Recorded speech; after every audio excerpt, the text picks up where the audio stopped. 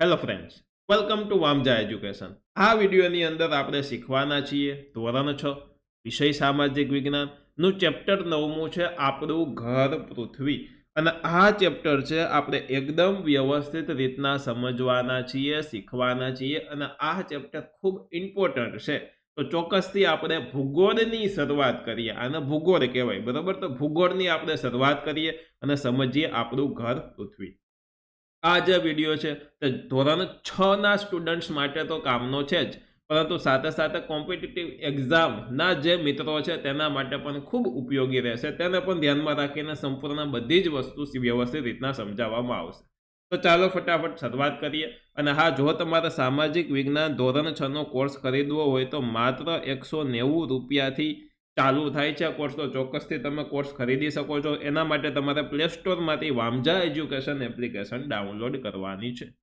તો ચાલો, અને હા, સૌથી પહેલા લાઇક, શેર, સબસ્ક્રાઇબ, કોમેન્ટ કરી દેજો। ડન છે?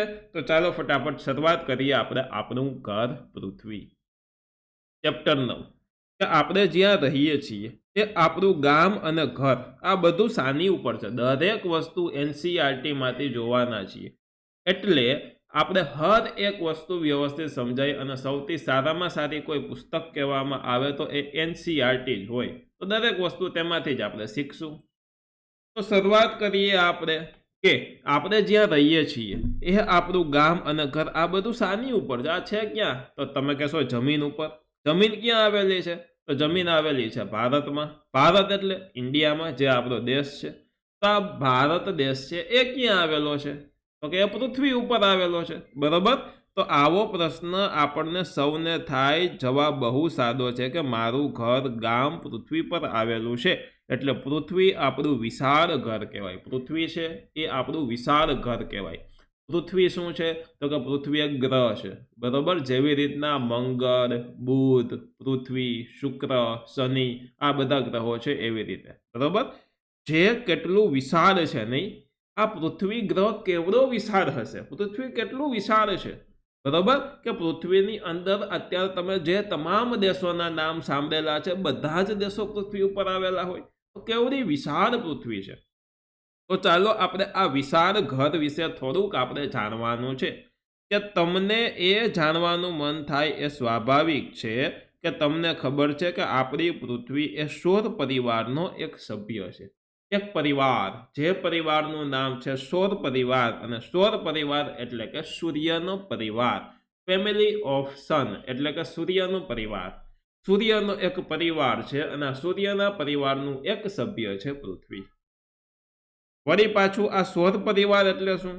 તો ચાલો હું તમને સૌર પરિવાર વિશે સમજ આપું। તો સૌથી પહેલા આપણે સૌર પરિવાર વિશે ડિટેલમાં સમજી લઈએ। હમણાં મેં તમને કીધું સૂર્યનો પરિવાર, તમે સમજી જ ગયા છો, એમ છતાં આપણે વ્યવસ્થિત સમજી લઈએ। સૌર પરિવાર એટલે કે સોલાર સિસ્ટમ એને કહેવામાં આવે છે। કે આપણો સૂર્ય મંદાકિની તારામંડળનો એક સ્વયં પ્રકાશિત તારો છે। એક સૂર્ય છે, બરોબર? એક તારામંડળ છે જેમનું નામ છે મંદાકિની। યાદ રાખજો કોમ્પિટિટિવ એક્ઝામ વાળા મિત્રો ખાસ, આ મંદાકિની તારામંડળનો એક સ્વયં પ્રકાશિત તારો, એક જાતનો તારો જ છે, સ્વયં પ્રકાશિત છે, કે જે પોતાનો પ્રકાશ છે એ પોતે ઉત્પન્ન કરે છે, બરોબર? એટલે કે અગન ધગધગતો એક ગોળો છે। અને આ તારાની આસપાસ નાના મોટા સભ્યો ગોળા રૂપે છે।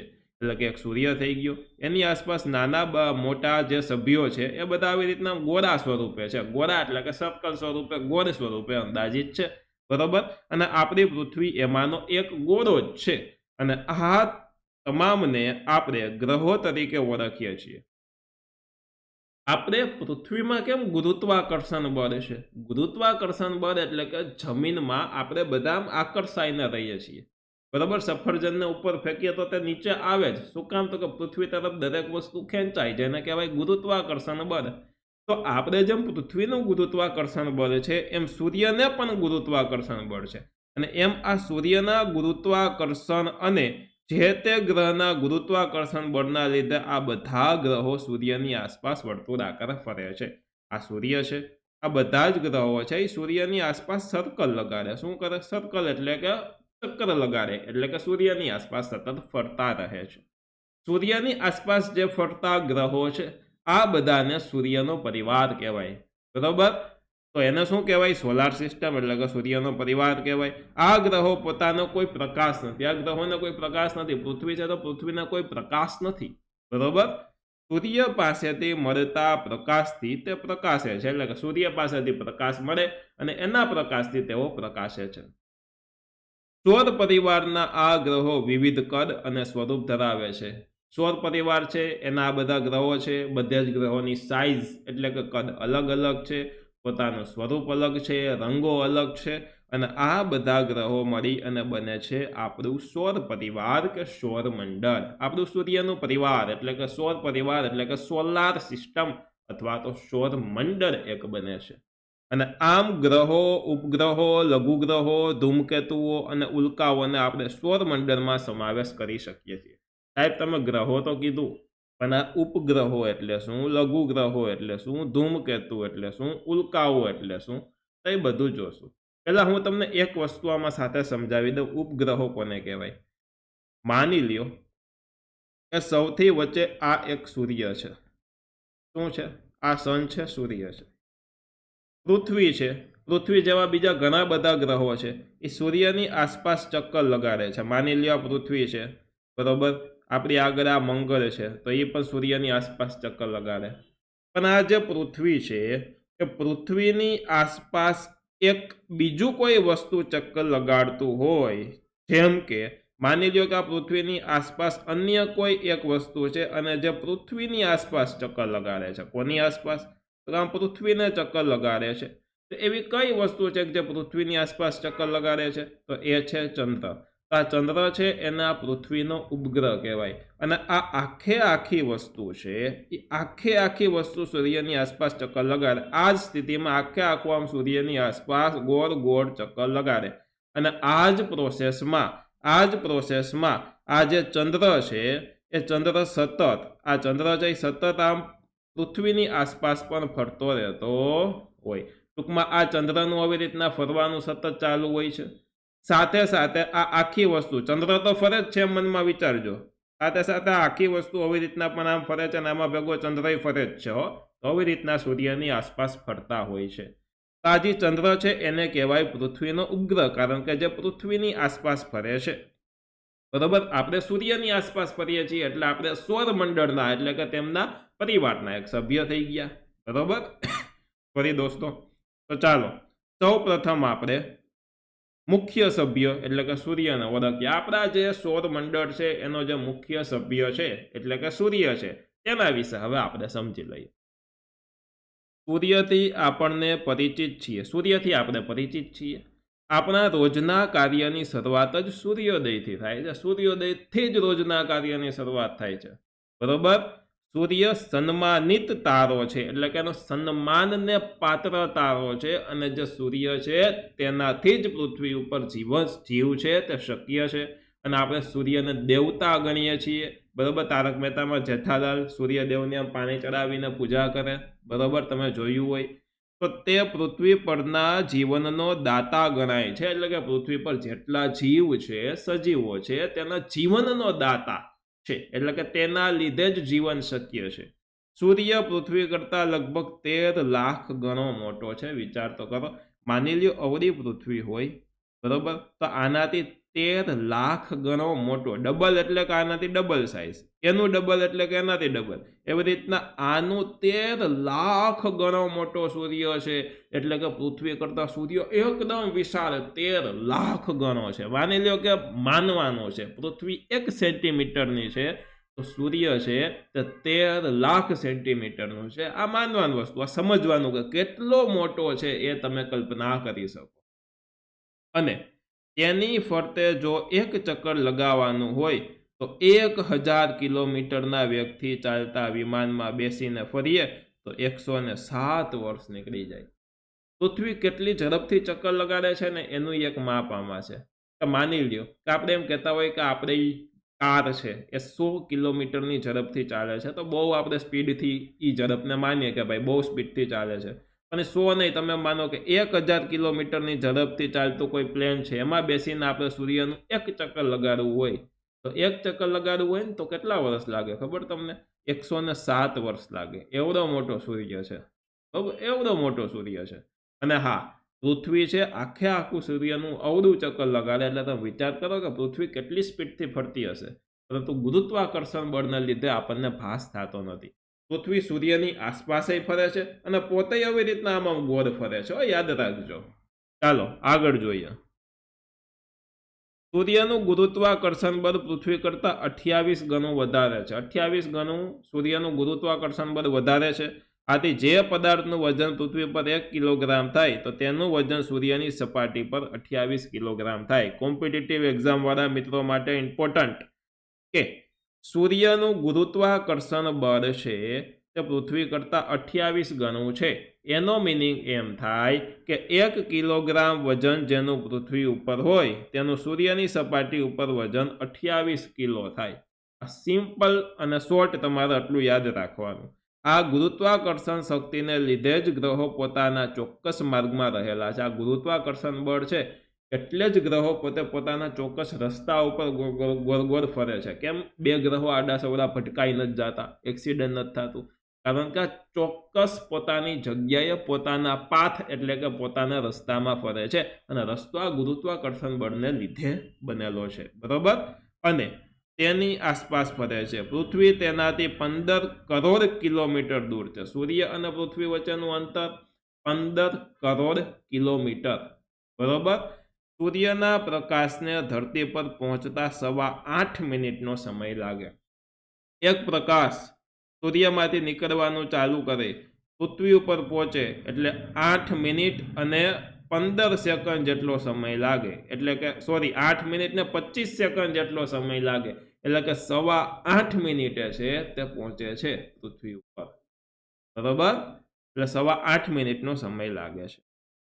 આમાં ઘણી બધી તમે ઇમ્પોર્ટન્ટ ડિટેલ્સ, બરોબર, શીખો છો. ચાલો આગળ જોઈએ. સૂર્યની સપાટી હંમેશા અસ્થિર રહે છે, એટલે કે એની સપાટી સ્થિર નથી હોતી, અસ્થિર હોય છે. તેમાં અનેક કિલોમીટર લાંબી પ્રજ્વલિત થતી અગ્નિ જ્વાળાઓનો સમાવેશ થાય છે. સૂર્ય એક અગ્નિનો ગોળો છે, બરોબર? તેમાં અનેક કિલોમીટર લાંબી પ્રજ્વલિત અગ્નિ જ્વાળાઓનો સમાવેશ એની અંદર થાય. અને સૂર્યનું મુખ્ય આવરણ હાઇડ્રોજન વાયુનું બનેલું છે. મેઇન સૂર્ય બનેલો છે એનો તો કે હાઇડ્રોજન વાયુનો બનેલો છે. અને તેમાં હાઇડ્રોજન અને હિલિયમ વાયુની પ્રક્રિયાથી પ્રકાશ અને ગરમી ઉત્પન્ન થાય છે. સૂર્ય સળગતો શું કામ છે? કયા બે વાયુ એમાં ઇમ્પોર્ટન્ટ છે, મહત્વના છે કે જેના લીધે સૂર્ય સળગે છે? તો હાઇડ્રોજન અને હિલિયમ વાયુની પ્રક્રિયાથી, બરોબર? ઇમ્પોર્ટન્ટ છે, યાદ રાખવા જેવું છે. જેને આપણે ઉર્જા કહીએ છીએ. ઉર્જા કયો, ઉષ્મા કયો, તડકો કયો, ગરમી કયો, બરોબર? અને જેથી સૂર્ય સપાટી ખૂબ જ ગરમ છે. સૂર્યની ઉર્જાથી પૃથ્વી પર જીવસૃષ્ટિ વિકાસ પામે છે. સૂર્યની ઉર્જા એના લીધે પૃથ્વી પર જીવસૃષ્ટિ છે તે વિકાસ પામે છે. અને તેથી સૂર્યને સજીવોના પાલક તરીકે પણ ઓળખવામાં આવે છે. એટલે જ સૂર્ય છે એને સજીવોનો એટલે કે આપણા બધાનો પાલક તરીકે ઓળખવામાં, એટલે કે પાલન પોષણ એટલે કે આપણું જીવન છે તે તેના લીધે, સૂર્યના લીધે જ ટકેલું છે, બરાબર, ગણવામાં આવે છે. સૂર્ય ન હોય તો શું થાય? તો કે એક તો પૃથ્વી ઉપર જે નોર્મલ ટેમ્પરેચર છે, ભલે અમુક જગ્યાએ ઠંડી હોય, અમુક જગ્યાએ ગરમી હોય, પરંતુ આ નોર્મલ ટેમ્પરેચર જે તમે અંદાજે ગણી શકો એ રહે જ નહીં પહેલાં તો. એટલે કે એકદમ ઠંડુ થઈ જાય, અને આટલું ઠંડુ થઈ જાય કે જેના ઉપર જીવન શક્ય જ નથી. બીજી વસ્તુ, જો સૂર્ય ન હોય તો સૂર્યમાંથી આવતા પ્રકાશને લીધે વનસ્પતિ છે, બરોબર, તે પ્રકાશ સંશ્લેષણની પ્રક્રિયા દ્વારા પોતાનો ખોરાક ઉત્પન્ન કરે. અને આને ઉત્પાદકો કહેવાય. ઉત્પાદકો એટલે શું? કે જે પોતે પોતાનો ખોરાક જાતે બનાવે. આમાંથી ખોરાક છે તે પ્રાણીઓ લે, બરોબર? અને એ જે શાકાહારી પ્રાણીઓ આમાંથી ખોરાક લે તો માંસાહારી પ્રાણીઓ છે એ આ શાકાહારી પ્રાણીઓને મારીને ખાય. જો આ વનસ્પતિ જ ન હોય, બરોબર, તો આ શાકાહારી પ્રાણી ક્યાંથી ખોરાક મેળવે? ક્યાંયથી નહીં. તો માંસાહારી ભૂખો જ રહેવાનો છે. એટલે વનસ્પતિ એ મુખ્ય ઉત્પાદક છે ખોરાકનું, અને તે પોતાનો ખોરાક પ્રકાશ, સૂર્યપ્રકાશની હાજરીમાં બનાવે છે. એટલે સૂર્યપ્રકાશ એમાં મહત્વનો ભાગ ભજવે છે, બરોબર? એના ગેસ જેવું એક જાતનું કામ કરે છે. સૂર્યની ઉર્જાથી પૃથ્વી પર જીવનસૃષ્ટિ વિકાસ પામી છે અને સૂર્યને સજીવોનો પાલક તરીકે પણ ઓળખવામાં આવે છે. હવે આપણે ગ્રહોનો ટૂંકમાં પરિચય મેળવીએ. ટૂંકમાં પરિચય મેળવશું. સૌર પરિવારમાં કુલ 8 ગ્રહો છે. કેટલા ગ્રહો છે? 8 ગ્રહો છે. બુધ, શુક્ર, પૃથ્વી, મંગળ, ગુરુ, શનિ, યુરેનસ, નેપચ્યુન, બરાબર, બાહ્ય ગ્રહો તરીકે ઓળખાય છે. અને સૌર પરિવારમાં મંગળ, બુધ, ગુરુ, શુક્ર, શનિ એ ગ્રહોને નરી આંખે આપણે જોઈ પણ શકીએ છીએ. ફરી પાછું એકવાર જોવો જોઈએ. આ 1, 2, 3, 4, 5, 6, 7 ને 8 ગ્રહો. હવે જુઓ, આ 8 ગ્રહો છે ને, તો તમે યાદ રાખજો, અમુક વસ્તુ તમને ઇમ્પોર્ટન્ટ કહું છું કે તમે જૂની કોઈ પણ પુસ્તક વાંચશો ને એમાં એમ કહેશે કે કુલ ગ્રહો કેટલા? 9 ગ્રહો છે. આમાં એક નેપચ્યુન પછી એક પ્લુટો આવે, બરોબર, એટલે 9 ગ્રહો કહેવામાં આવે. પણ હમણાં થોડાક સમયથી પ્લુટોને ગ્રહના લિસ્ટમાંથી કાઢી નાખેલો છે, એટલે કે તે ગ્રહ તરીકે હવે ઓળખાતો નથી, બરોબર. ઉપગ્રહ કે બીજા કોઈ અન્ય વસ્તુ તરીકે ઓળખાતો હશે, પરંતુ ગ્રહ તરીકે ઓળખાતો નથી. એટલે હવે નવી જગ્યાએ નવો પ્રશ્ન આવે ટૂંકમાં, તો આપણે લખવાનું કે 8 ગ્રહો છે. યાદ રાખજો. લાઇનમાં યાદ રાખવા હોય તો આવી રીતના યાદ રાખી શકાય. બુસુ પ, મંગુસ, યુ ને, બરોબર. પહેલા યાદ રાખતા યુ ને પ, પરંતુ હવે યુ ને, બરોબર, કારણ કે પ્લુટો નથી એટલે. તો બુ સુ પ, બુધ, શુક્ર, પૃથ્વી, મંગુસ એટલે કે મંગળ, ગુરુ, શનિ, યુ ને એટલે કે યુરેનસ, નેપચ્યુન, બરોબર. તો આવી રીતના આપણે યાદ રાખી શકીએ છીએ. બીજું, આપણે કયા ગ્રહોને પૃથ્વી ઉપરથી નરી આંખે જોઈ શકીએ છીએ? તો જુઓ, મંગળને જોઈ શકીએ, બુધને જોઈ શકીએ, ગુરુને જોઈ શકીએ, શુક્રને જોઈ શકીએ અને શનિને જોઈ શકીએ. યાદ કેવી રીતના રાખવાનું? બરોબર. તો જુઓ, પહેલો ગ્રહ બુધ છે, પછી શુક્ર છે, પછી પૃથ્વી છે, પછી મંગળ છે, પછી ગુરુ છે, પછી શનિ છે, બરાબર, ને પછી યુરેનસ ને નેપચ્યુન આવેલો છે. એટલે આવી રીતના લાઇનમાં જ છે. વ્યવસ્થિત તમને આકૃતિ દોરીને સમજાવું તો વ્યવસ્થિત સમજાશે. તો માની લ્યો આ સૂર્ય છે, બરોબર. સૂર્ય પછી સૌથી પહેલા આ બુધ, શુક્ર, પૃથ્વી, મંગળ, ગુરુ, શનિ, યુરેનસ, બરોબર, અને નેપચ્યુન. આ રીતના ગ્રહો છે. અને આ રીતના ગ્રહો આ અહીંયા ફરે, આમ આ રીતના ફરે સૂર્યની આસપાસ, આ રીતના સૂર્યની આસપાસ ફરે, આ રીતના ફરે. એવી રીતના બધા સૂર્યની આસપાસ જો પોતાના રસ્તામાં ફરે, એટલે કે પોતાના પાથમાં ફરે, એકબીજા સાથે ક્યાંય ભટકાતા નથી, બરોબર. સૂર્યથી જેમ નજીકના ગ્રહો હોય એનું તાપમાન વધારે હોય, કારણ કે ત્યાં સૂર્યનો પ્રકાશ, સૂર્યની ગરમી વધારે પહોંચતી હોય એટલે. અને જેમ જેમ દૂર જતા જાવ એમ ગ્રહો ઠંડા ઠંડા ઠંડા થતા જાય, બરોબર. પહેલી વસ્તુ આ. બીજી વસ્તુ આ કે આપણને કયા કયા ગ્રહો દેખાય એ આપણે જોવાનું છે. તો જો આ સૌથી પહેલા છે બુધ, બરોબર, બુ સુ પ, મંગુસ, યુને. તો આ રીતના અમે લખી દીધું. હવે ગ્રહો ક્યાં ક્યાં દેખાય જોજો જોઈ. તો એક છે મંગળ, બુધ, ગુરુ, બરોબર, એટલે કે મંગળ, એમના પછી બુધ, ગુરુ, પછી શુક્ર અને શનિ, એટલે કે શુક્ર અને શનિ. આટલા ગ્રહો આપણને દેખાય. ટૂંકમાં કહેવાનો દોસ્તો અર્થ એ છે કે યુરેનસ અને નેપચ્યુન આપણને નથી દેખાતા, બાકી બધા દેખાય. એક તમે એ યાદ રાખી શકો. બીજી વસ્તુ તમે આ યાદ રાખી શકો કે પૃથ્વીની પહેલા શુક્ર છે, બુધ છે અને સૂર્ય છે. સૂર્ય એ પૃથ્વીની આગળ આ બાજુ જ છે, એટલે 3 વસ્તુ આ બાજુ અને 3 વસ્તુ આ બાજુની તમે જોઈ શકો છો પૃથ્વી ઉપરથી, બરોબર. આ જ કહેવાનો અર્થ છે, આ જ સમજાવવું તું મારે તમને. એટલે કે યુરેનસ અને નેપચ્યુન સિવાય બીજી બધી વસ્તુ તમે પૃથ્વી ઉપરથી જોઈ શકો છો, એમ પણ તમે યાદ રાખી શકો. ચાલો આગળ જોઈએ. હવે અલગ અલગ ગ્રહો છે ને, એ બધા જ ગ્રહોને આપણે સમજવાનો પ્રયત્ન કરીએ. ચાલો સૌથી પહેલા સમજીએ આપણે બુધ. તો જુઓ, બુધને ઇંગ્લિશમાં કહેવાય મર્ક્યુરી, એટલે કે બુધ. આ ગ્રહ સૂર્યની સૌથી નજીક છે. તે પીળાશ પડતા રંગનો છે. રંગ યાદ રાખવાનો, યલોઇશ કલરનો, પીળાશ પડતા રંગનો છે. બુધને વાતાવરણ અને ઉપગ્રહ નથી. જો બુધને કોઈ ઉપગ્રહ નથી. ઉપગ્રહ મેં તમને સમજાવ્યું હતું કે જેમ ચંદ્ર પૃથ્વીનો ઉપગ્રહ છે તેમ, બરોબર. અને બુધમાં કોઈ વાતાવરણ નથી. પૃથ્વી પરથી આપણને બુધ ગ્રહ સૂર્યોદય પહેલા અને સૂર્યાસ્ત બાદ થોડા સમય આકાશમાં આપણને દેખાય છે. શુક્ર વિશે વાત કરીએ તો શુક્રને વેનસ કહેવાય, બરોબર. સૌર પરિવારનો સૌથી ચમકતો ગ્રહ છે. યાદ એટલું રાખવાનું કે શુક્ર છે એ સૌથી ચમકતો ગ્રહ છે. પ્રશ્ન પૂછે સૌર પરિવારનો સૌથી ચમકતો ગ્રહ કયો, તો કે શુક્ર. બરોબર. તે કદ અને વજનમાં પૃથ્વી જેવો જ છે. પૃથ્વીની આસપાસનો જ કદ અને વજન છે એનું. તારે પૃથ્વીનો જોડીયો ભાઈ હોય ને, જોડવા કેમ ન હોય, એવી રીતનો શુક્ર છે. તે ચળકાટમાં ચંદ્રને મળતો આવે છે. ચળકાટ કેવો? તો કે ચંદ્રને મળતો આવે. ચંદ્ર કેવો આપણને ચમકતો લાગે તેવો. અને તેને એક પણ ઉપગ્રહ, એને કોઈ ઉપગ્રહ નથી, એટલે કે એનો કોઈ ચંદ્ર નથી એમ પણ તમે કહી શકો. અને તેની આસપાસ વાયુઓ અને વાદળોના ઘટ આવરણોને કારણે તેનો અભ્યાસ બહુ થઈ શક્યો નથી. જો એની આજુબાજુ આ વાદળો અને ઘટ આવરણો ને એવું જાજુ છે, એટલે એનો હજી સુધી આમ સરખો અભ્યાસ થઈ શક્યો, બરોબર. એટલે બુધ પછી શુક્ર, શુક્ર પછી આવે પૃથ્વી, બુસુપ એટલે પૃથ્વી એટલે કે અર્થ. શુક્ર અને મંગળની વચ્ચે પૃથ્વીનું સ્થાન છે. આપણા માટે તો સૌથી સારો અને સૌથી સુંદર ગ્રહ પૃથ્વી કહેવાય, કારણ કે આપણે ત્યાં જ રહીએ છીએ, બરોબર. પૃથ્વી પોતાની ધરી પર 24 કલાકમાં એક આંટો મારે છે. પોતાની ધરી પર એટલે પોતે આવી રીતના આમ ગોળે ફરે છે અને સૂર્યની આસપાસ ફરે છે. તો આવી રીતના આમ જે પોતે ગોળ ફરે તો એને કહેવાય પોતાની ધરી ઉપર ફરે, બરોબર. તો 24 કલાકમાં એક આંટો પૂરો કરે છે. અને સૂર્યની ફરતે એક આંટો પૂરો કરવા માટે તે 365 દિવસનો સમય લગાડે છે, બરોબર. તો જોવો જોઈએ કે 24 કલાકમાં તે એક આંટો પૂરો કરે છે. અને જ્યારે સૂર્યની ફરતે લગભગ 365 દિવસમાં આંટો પૂરો કરે છે. અહીંયા લગભગ 365 દિવસ લખેલું છે, પણ એક્ઝેક્ટ તમને સમય હું કહું તો 365 દિવસ અને 6 કલાકનો સમય લાગે, બરોબર. 365 દિવસ અને 6 કલાક, બરોબર, એમ તમે ગણી શકો.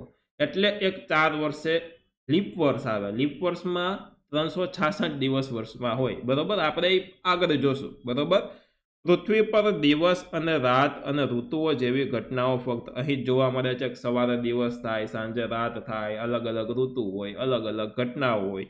અને પૃથ્વીનો એક ઉપગ્રહ છે જેનું નામ છે ચંદ્ર, બરોબર. તો ભેગું ચંદ્ર જોઈ લઈ. ચંદ્ર એટલે કે મૂન, પૃથ્વીનો એકમાત્ર ઉપગ્રહ છે તે, બરોબર.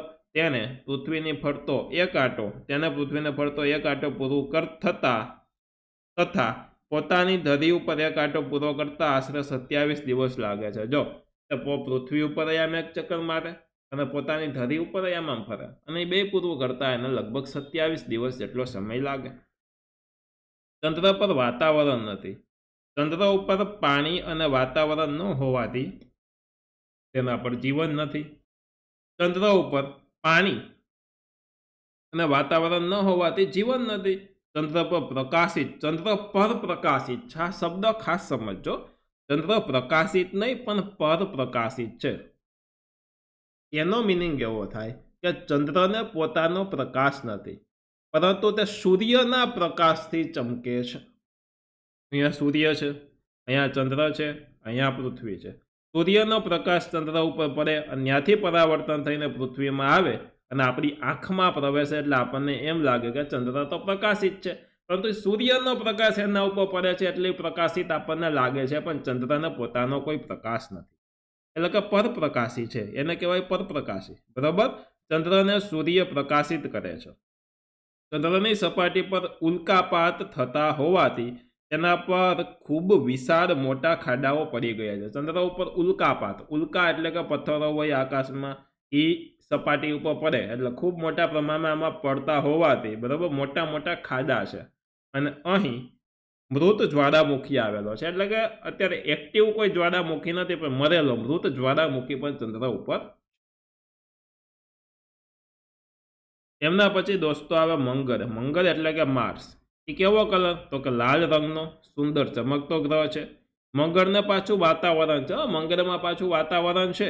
અને મંગળ ઉપર પૃથ્વી કરતાં વધુ ઠંડી અને ગરમી પડે છે. અને તેને 2 ઉપગ્રહો છે. મંગળના કુલ ઉપગ્રહો 2, બરોબર.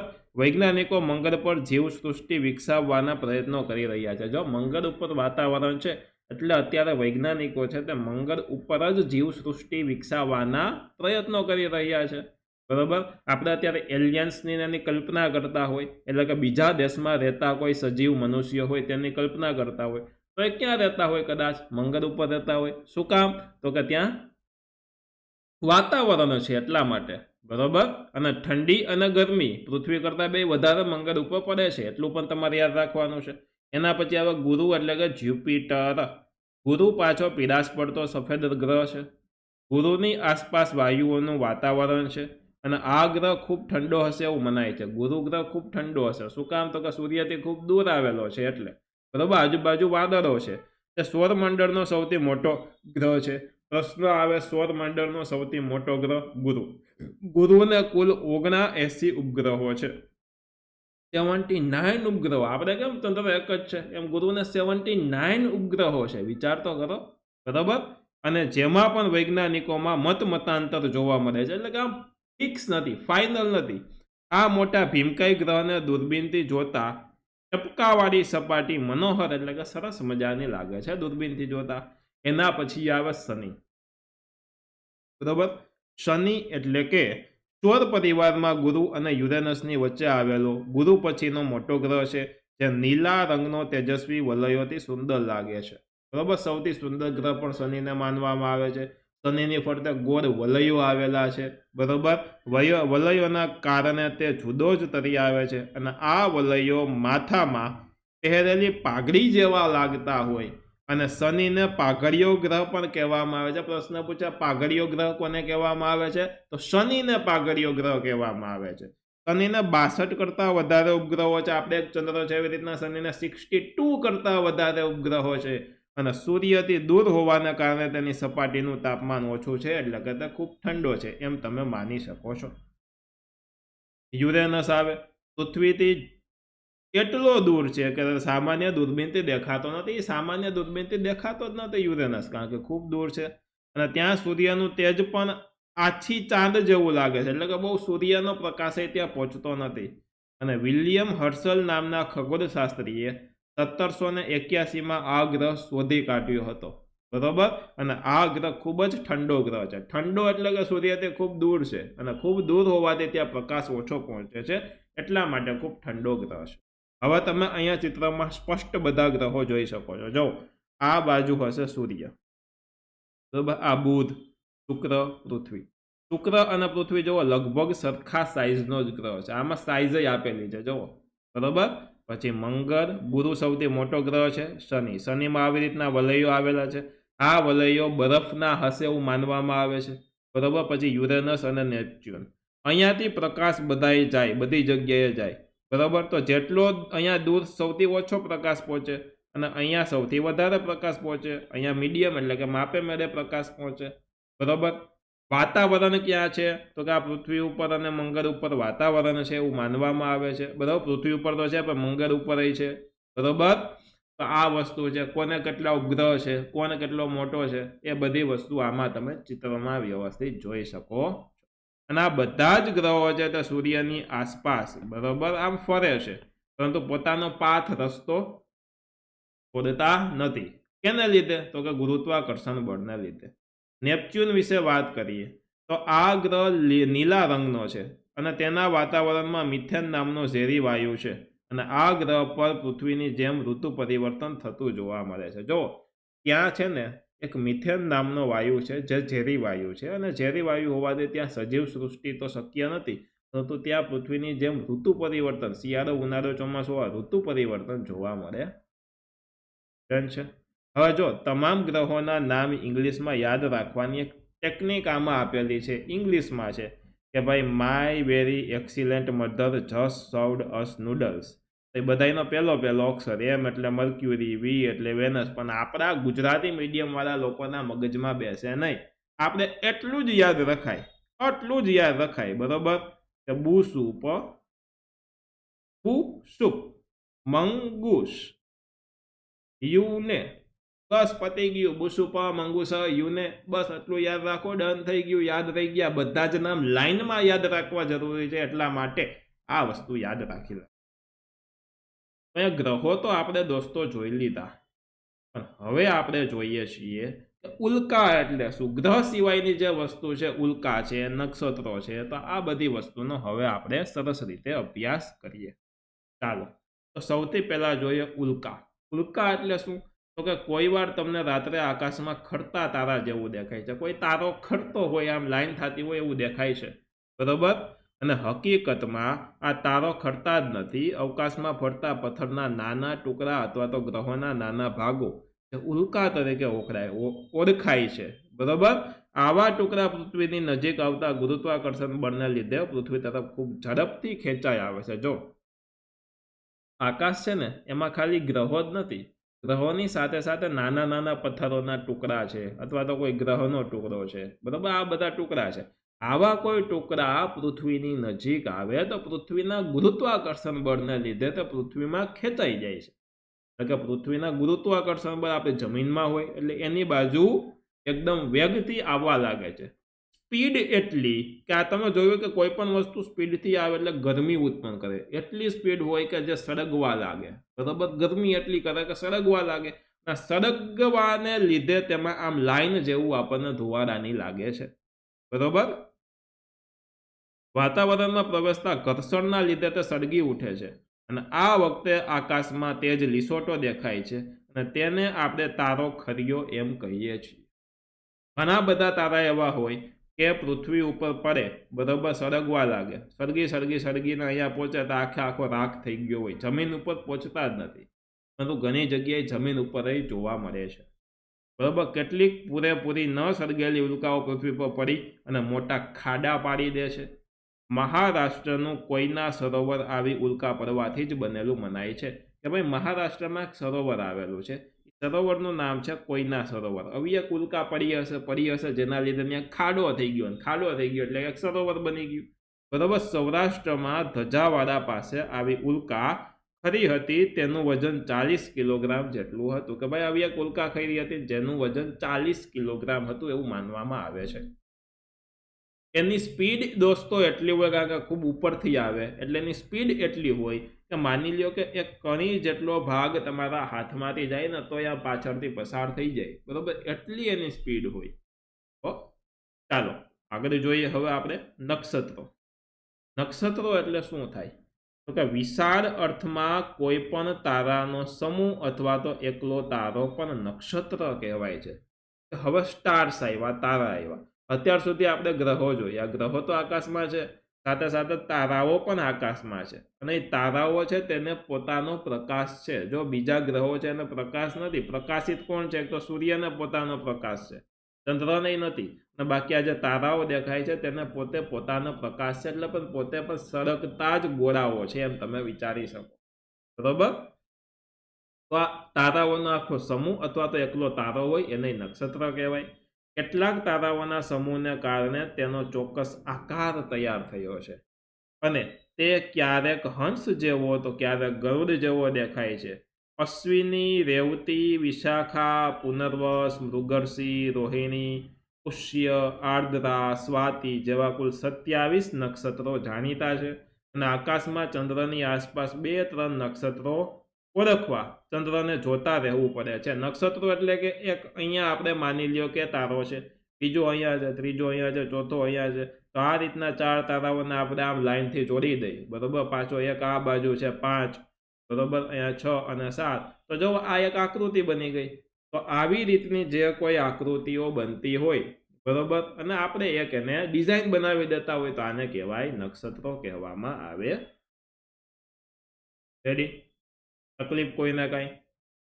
વધી આગળ. તો આવી રીતના કુલ 27 જેટલા નક્ષત્રો એટલે કે 27 જેટલી ડિઝાઇનો આપણે તેને જોઈ શકીએ છીએ. આકાશમાં ચંદ્રની આસપાસ 2-3 નક્ષત્રો ઓળખવા ચંદ્રને જોતા રહેવું પડે છે. ચંદ્રોને યાદ રાખવા મુશ્કેલ છે, બરોબર. નક્ષત્રોને યાદ રાખવા મુશ્કેલ છે, પરંતુ વારંવાર જોવા અને સમજવાથી તે સહેલાઈથી યાદ રાખી શકે. કેટલાક નામ તો શુભ કાર્યો સાથે યાદ રહી જાય છે, જેમ કે પુષ્ય નક્ષત્રમાં સોના ચાંદીની ખરીદી કરવામાં આવે છે. જ્યારે પુષ્ય નક્ષત્ર હોય તો ત્યારે સોના ચાંદીની ખરીદી વધારે લોકો કરે, બરોબર. અને આ વાત થઈ આપણા સૌર પરિવાર એટલે કે સૌર મંડળ. તમારે હજી આપણા ઘર એટલે કે પૃથ્વી વિશે વધુ જાણવું છે ને, તો ચાલો આપણે જાણીએ કે હજુ વધારે આપણે પૃથ્વી વિશે જાણીએ. અત્યાર સુધી આપણે જે વસ્તુ જાણેલું છે એ સૌર પરિવાર એટલે કે સૌર મંડળ વિશે જાણેલું છે. હવે આગળ આપણે પૃથ્વીનો આકાર, બરોબર, પૃથ્વી છે એની જગ્યા, એ બધી વસ્તુ વિશે જોઈએ.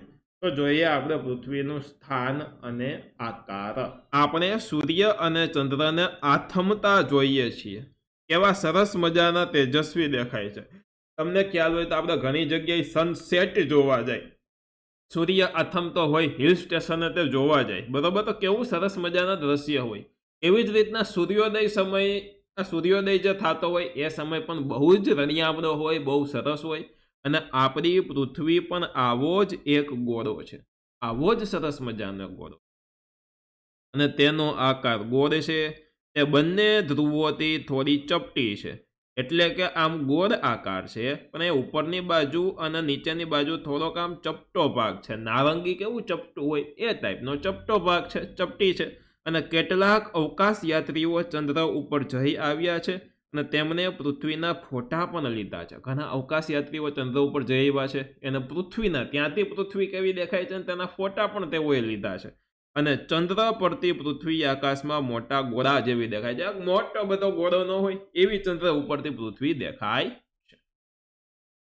આપણે એક નાનકડા ગામ કે શહેરમાં રહીએ છીએ. આપણે એક નાનકડું ગામ હોય કે શહેર હોય, સિટી હોય, બરોબર, ત્યાં રહીએ છીએ. પૃથ્વીની સાપેક્ષે તો નાનકડું જ થયું ને, બરોબર? અને વળી આપણે જે ભાગને જોઈ શકીએ તે પૃથ્વીનો ખૂબ જ નાનકડો ભાગ હોય છે. આપણને જેટલી પૃથ્વીનો ભાગ દેખાય એ બહુ નાનકડો ભાગ હોય છે. શું કામ? તો કે આ કારણે પૃથ્વી ગોળ છે તેવો ખ્યાલ આવી શકતો નથી. એટલે એમાંથી પૃથ્વી ગોળ હોય એવો આપણને ખ્યાલ આવે નહીં. પૃથ્વીની બહાર જઈને જોઈ તો આપણને ખબર પડે કે પૃથ્વી ગોળ છે. આમ પૃથ્વીના નાનકડા ભાગ ઉપર ઊભા રહીને જોવાથી આપણને આખી પૃથ્વી ગોળ જણાતી નથી, પરંતુ હવે અવકાશ અને ચંદ્ર પરથી લીધેલા ફોટોગ્રાફ ઉપરથી આપણે કહી શકીએ કે પૃથ્વી ગોળ હોવા વિશે કોઈ શંકા રહી નથી. એટલે કે અવકાશમાંથી, ચંદ્રમાંથી જોઈ લીધી છે, બરોબર, કે પૃથ્વી કેવી છે? ગોળ જ છે, બરોબર. એટલે હવે એમાં કોઈ શંકા જેવું છે નહીં, પરફેક્ટ છે કે ભાઈ ગોળ જ છે, આના સિવાય કઈ છે જ નહીં. ડન? ગોળ એટલે કેવી ગોળ? અહીંયા તમે જોઈ શકો છો આ રીતની ગોળ. હવે નીચે આ ચિત્રમાં થોડુંક તમને ત્રાસું ગોળ દેખાતું હશે, તમે જુઓ તો થોડીક એટલી ત્રાસી આ લીટી છે, આમ સીધે સીધો લીટો. જો પૃથ્વીમાં હું આમ સીધે સીધો લીટો કરું એવી રીતના અહીંયા હું લીટો કરીશ તો થોડોક ત્રાસો થશે, બરોબર? તો થોડીક ગોળ છે, પરંતુ આમ થોડીક આમ ત્રાસી તો છે જ, બરોબર? એ રીતની જ છે, એટલે જ આમ આ રીતનું દોરેલું. ચાલો, પૃથ્વી દડા જેવી ગોળ નથી, પણ તે નારંગી જેવી છે. એકદમ દડા જેવી ગોળ નથી, પરંતુ તે નારંગી જેવી ઉપર નીચે ચપટી છે, બરોબર? પૃથ્વી ધ્રુવ પ્રદેશો આગળ જરા ચપટી છે. ઉપર અને નીચેના જે ધ્રુવ પ્રદેશો છે ત્યાં થોડીક અહીંયા અને અહીંયા થોડીક ચપટી જેવી છે, બરોબર? અને વિષુવવૃત્ત આગળથી થોડી ફૂલેલી છે. એટલે કે આ વિષુવવૃત્ત એની આગળથી થોડી ફૂલેલી છે. ધ્રુવવૃત્ત કરતાં પૃથ્વીનો મધ્ય ભાગ મોટો છે. આપણે તો હવે પૃથ્વીનું ઘનફળ અને વજન જાણી શકીએ છીએ. આપણે હવે પૃથ્વીનું વજન કેટલું છે, ઘનફળ કેટલું છે, આ બધી જ વસ્તુ જાણી શકીએ છીએ. હવે આમાં ઘણા નવા શબ્દ આવતા હશે કે વિષુવવૃત્ત એટલે શું, બરોબર? તો આ બધી વસ્તુ હમણાં આગળ આપણે જોવાના છીએ, બરોબર? તો ત્યારે તમને હું બધી જ વસ્તુ વ્યવસ્થિત સમજાવી દઈશ. ચાલો, પૃથ્વીનું ઘનફળ અને વજન જાણી શકીએ છીએ. પૃથ્વીનો અભ્યાસ કરવા માટે પૃથ્વીના ગોળાનો સાધન તરીકે ઉપયોગ કરવામાં આવે છે અને તેની ઉપર દુનિયાનો નકશો દોરેલો હોય છે. જો આપણે પૃથ્વીનો કોઈ પણ અભ્યાસ કરવો હોય ને તો આ રીતનો પૃથ્વીના ગોળાનો ઉપયોગ કરવામાં આવે અને એની ઉપર આ જોવો તમે નકશા, એટલે કે મેપ્સ છે, તે મેપ દોરેલા હોય છે, એટલે કે નકશા દોરેલા હોય છે, બરોબર? તેમાં ભૂમિખંડો, મહાસાગરો તથા મહત્વના વૃત્તોના નામ પણ સાથે સાથે લખેલા હોય છે. પૃથ્વીનો ગોળો એ પૃથ્વીની નાની પ્રતિકૃતિ છે, એટલે કે નાનકડી પૃથ્વીની જ એક જાતની પ્રતિકૃતિ છે. અને પૃથ્વીના ગોળા પર તમે ધ્રુવ, ઉત્તર ધ્રુવ અને દક્ષિણ ધ્રુવ બતાવી શકો છો. અને પૃથ્વીના ગોળા પરથી પૃથ્વી એક તરફથી નમેલી છે તે જાણી શકાય છે. એટલે કે આના ઉપરથી તમે જોઈ શકો છો કે પૃથ્વી છે એક બાજુ નમેલી છે, એ આપણે જાણી શકીએ. રેડી? ચાલો આગળ જોવો. હવે એક છે ધ્રુવનો તારો. ધ્રુવનો તારો, બરોબર, એને પોલ સ્ટાર પણ કહેવામાં આવે છે. આકાશમાં એક તારો એવો છે કે જે હંમેશા આકાશમાં એક જ દિશામાં એક જ સ્થળે આપણને દેખાય છે. આપણને ખ્યાલ છે પૃથ્વી તો ગોળ ગોળ ફરતી હોય, તો તારાઓ ફરતા હોય, પરંતુ એક તારો એવો છે કે જે આપણે આપણી હારોહાર ફરે. એટલે કે જે આપણને એક જ દિશામાં દેખાય, ઉત્તરમાં દેખાય તો તે ઉત્તરમાં જ દેખાય છે, બરોબર, એક જ સ્થળે દેખાય છે. તો પછી એ તારાને શોધવો, ઓળખવો કઈ રીતે?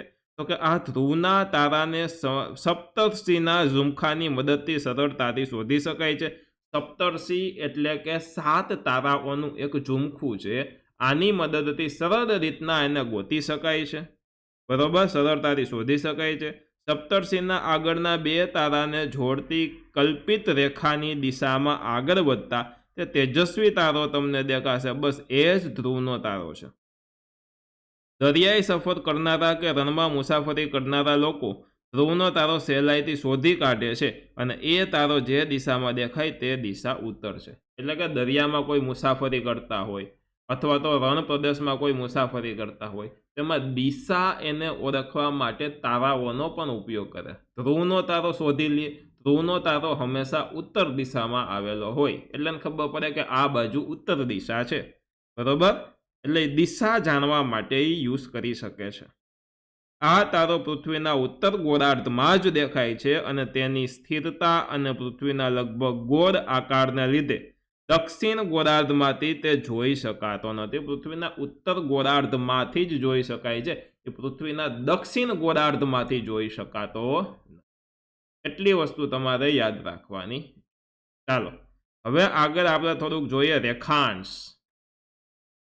બરોબર, તો અક્ષાંશ અને રેખાંશ જોઈએ આપણે. લેટિટ્યુડ અને લોજિટ્યુડ. પૃથ્વીના ગોળા ઉપર આડી અને ઊભી કાલ્પનિક રેખાઓ છે, પરંતુ આ કલ્પિત રેખાઓ દ્વારા પૃથ્વીના કોઈપણ સ્થળનું ચોક્કસ સ્થાન અને સમય જાણી શકાય છે. અહીંયા તમે પૃથ્વી જોવો તો અહીંયા આપણને આ આડી રેખા તથા આ ઊભી રેખા આમાં દોરેલી છે. આ ખરેખર રેખાઓ છે નહીં, પરંતુ આપણે કલ્પના માત્રથી એવી રેખા દોરી દીધી છે, કલ્પના કરી લીધી છે. કવી રેખા છે જેને કહેવાય કલ્પિત રેખાઓ, એટલે કે કલ્પના માત્રની રેખાઓ. બરોબર, જેનાથી કોઈ પણ પ્રદેશનું સ્થાન વ્યવસ્થિત રીતના આપણે જાણી શકાય, એટલે કે ઓળખી શકાય છે. બરોબર, જમીન પર આ રેખાઓ હોતી નથી. આ રેખાઓ માત્ર નકશામાં જ જોઈ શકાય છે, કલ્પના માત્રની છે, એટલે એને માત્ર ને માત્ર આપણે નકશામાં જ જોઈ શકીએ છીએ. હવે અક્ષાંશ એટલે શું થાય એ જોજો તમે. પૃથ્વીના ગોળા પર દોરેલી આડી કાલ્પનિક રેખાઓને અક્ષાંશ કહેવામાં આવે છે. અહીંયા જે આ આડી રેખાઓ તમને દેખાય, આડી રેખા, આને કહેવાય અક્ષાંશ. ઉપરનામાં જોવું હોય તો આ જે આડી રેખાઓ તમને જે દેખાય છે, આ આડી રેખાઓને અક્ષાંશ કહેવામાં આવે છે. બસ સિમ્પલ એટલી જ વસ્તુ છે. બરાબર, કે આડી કાલ્પનિક રેખાઓ છે એને અક્ષાંશ કહેવામાં આવે છે. પૃથ્વીની સપાટી પરના કોઈ પણ સ્થળને જો સીધી રેખાથી પૃથ્વીના કેન્દ્ર સાથે જોડવામાં આવે તો તે રેખાથી વિષુવવૃત્તીય કાલ્પનિક સપાટી સાથે કેન્દ્ર આગળ અંશનો ખૂણો થાય તેટલા સ્થળોનો અક્ષાંશ બને છે અને અક્ષાંશ વૃત્તોની કુલ સંખ્યા 181 છે. તો અક્ષાંશ એટલે શું? એક વસ્તુ તમે જોજો કે આને કહેવાય વિષુવવૃત્ત. બરાબર, વિષુવવૃત્તથી કોઈ પણ સ્થળનું આપણે સીધું માપ દોરીએ તો અહીંયા તમે જોવો કે એક જાતનો અહીંયા ખૂણો બને. આ જે ખૂણો બને, બરાબર, એને કહેવામાં આવે છે અક્ષાંશ. બરાબર, અક્ષાંશ વૃત્ત. અને આવા અક્ષાંશ વૃત્તોની ટોટલ સંખ્યા કેટલી છે? તો કે 181 ટોટલ સંખ્યા છે. આ વસ્તુ તમારે યાદ રાખવાની છે કે 181 અક્ષાંશ વૃત્તોની ટોટલ સંખ્યાઓ છે. હવે એક જાણવા જેવું છે, બે અક્ષાંશ વૃત્તો વચ્ચે વાસ્તવિક જમીન સપાટી પર આશરે 111 કિલોમીટરનું અંતર હોય છે. કોમ્પિટિટિવ એક્ઝામ વાળા મિત્રો યાદ રાખજો કે બે અક્ષાંશ વૃત્તો વચ્ચે કેટલી કિલોમીટરનું અંતર હોય છે જમીન સપાટીમાં? તો 111 કિલોમીટરનું અંતર હોય છે. એ જ રીતે દોસ્તો હવે આપણે જોવાનું છે અક્ષવૃત્ત. અક્ષવૃત્ત એટલે શું થાય? તો કે પૃથ્વી ઉપર ઉત્તર અથવા તો દક્ષિણ ગોળાર્ધમાં વિષુવવૃત્તથી સરખા કોણીય અંતરે મળતા સ્થળોને જોડનારું પૂર્વ પશ્ચિમ સળંગ વર્તુળને અક્ષવૃત્ત કહેવામાં આવે છે. કે પૂર્વ પશ્ચિમ સળંગ વર્તુળ. ઓમાં કેવું હતું કે ઓમાં આમ ઊભું વર્તુળ દોરેલું હતું અને એની અંદર માપ દોરેલા હતા. જેમ કે અહીંયા તમે જોઈ શકો છો, આ ઊભો, આમ લીંબુના કટકાના આમ તમે ઊભું કાપો અને કેવું થાય એ રીતના. હવે આપણે લીંબુના કટકાને આડું કાપવાનું છે અને આડું કાપીએ અને જે આ આવે એ વસ્તુની અત્યારે વાત કરે છે અક્ષવૃત્ત. હવે આમાં ઉત્તર કઈ બાજુ હોય? તો કે ઉત્તર હંમેશા ઉપરની બાજુ હોય, દક્ષિણ નીચેની બાજુ હોય. પશ્ચિમ આ બાજુ હોય અને પૂર્વ આ બાજુ હોય, જમણી બાજુ પૂર્વ, ડાબી બાજુ પશ્ચિમ, ઉપર ઉત્તર, નીચે દક્ષિણ. એ જ રીતના પૃથ્વીનો ગોળો તમારે યાદ રાખવાનો હોય, બરોબર. અને આ જે આડું કાપી નાખ્યું અને આ જે વસ્તુ આવી તે થઈ ગયું અક્ષવૃત્ત. હવે જોવો જોઈએ રેખાંશ. પૃથ્વીના ગોળા ઉપર દોરેલી ઊભી કાલ્પનિક રેખાઓને રેખાંશ કહેવાય. જુઓ આ ઊભી કાલ્પનિક જે રેખાઓ તમને દેખાય છે ને, આ રેખાઓને આપણે રેખાંશ કહીએ છીએ.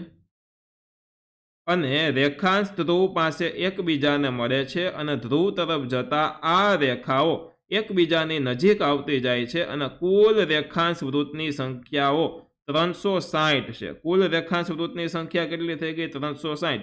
જેમાં 0° રેખાંશ અને 180° રેખાંશ મહત્વના છે કે આમાં આ જે રેખાંશ છે, બરોબર, તો આ 0° એક રેખાંશ હોય, એક આવી રીતના આમ દોરો તો 180° રેખાંશ હોય. જો આ જે લીટા છે ને ત્યાં આવી રીતના બને. અહીંયા 0 લખેલું છે, તમે ધ્યાનથી જોવો ને તો જુઓ આ 0 લખેલું છે, આ 0° રેખાંશ છે, આ 15° રેખાંશ, આ 30° રેખાંશ, આ લીટો, પછી આ લીટો આવે, પછી આ લીટો આવે, એમ 0° રેખાંશ આ અને આ 180° રેખાંશ એટલે આ બાજુનો એ ખૂબ મહત્વના છે એમ કહેવામાં આવે, બરોબર. ચાલો, રેખાવૃત્ત એટલે શું? પૃથ્વીની ધરીથી મૂળ રેખાવૃત્તની કાલ્પનિક સપાટી સાથે પૃથ્વીની સપાટીએ સરખા કોણાત્મક અંતરે આવેલા સ્થળની જોડનારી ઉત્તર દક્ષિણ સરંગ રેખાઓને રેખાવૃત્ત એટલે કે અર્ધવર્તુળ કહે છે. ઉત્તર દક્ષિણ આ સરંગ રેખાઓ છે, જો આ રેખાઓ, બરોબર, એને રેખાવૃત્ત કહેવામાં આવે. હવે અગત્યની વસ્તુ હોય ને એ છે કર્કવૃત્ત અને મકરવૃત્ત. કર્કવૃત્ત એટલે શું, મકરવૃત્ત એટલે શું, વિષુવવૃત્ત એટલે શું, તો જોઈએ આપણે. પૃથ્વીની સપાટી પર મધ્યમાં એક આડી રેખા દોરેલી છે તે જુઓ અને આ રેખા વિષુવવૃત્ત છે. પૃથ્વી છે, વચ્ચોવચ્ચ તમે આડી રેખા દોરી દો તો આને કહેવાય વિષુવવૃત્ત. યાદ રાખજો, એને શું કહેવામાં આવે? વિષુવવૃત્ત કહેવામાં આવે છે, બરાબર. અને વિષુવવૃત્ત કરે શું? તો કે પૃથ્વીના બે સરખા ભાગ કરે, ઉપરનો ભાગ અને એક નીચેનો ભાગ, બરાબર.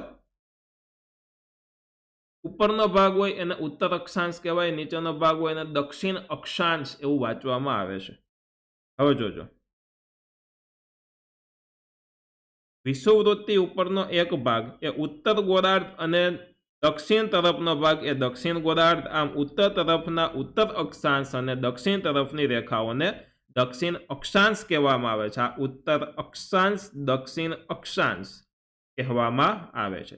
વિષુવવૃત્તથી ઉત્તરે એટલે કે ઉપરની બાજુએ 23.5° કર્કવૃત્ત અને વિષુવવૃત્તથી દક્ષિણે 23.5° દક્ષિણ અક્ષાંશ રેખાને મકરવૃત્ત કહે છે. તો આ ઉપરની બાજુ છે તો આ 23.5°નું છે અને આ 23.5°નો નીચેની બાજુનો ભાગ છે. ઉત્તર બાજુનો ભાગ હોય એને કર્કવૃત્ત કહેવામાં આવે, દક્ષિણ બાજુનો ભાગ હોય એને મકરવૃત્ત કહેવામાં આવે. આ જ પ્રમાણે વિષુવવૃત્તથી ઉત્તરે 66.5° ઉત્તર અક્ષાંશને ધ્રુવવૃત્ત કહેવામાં આવે છે.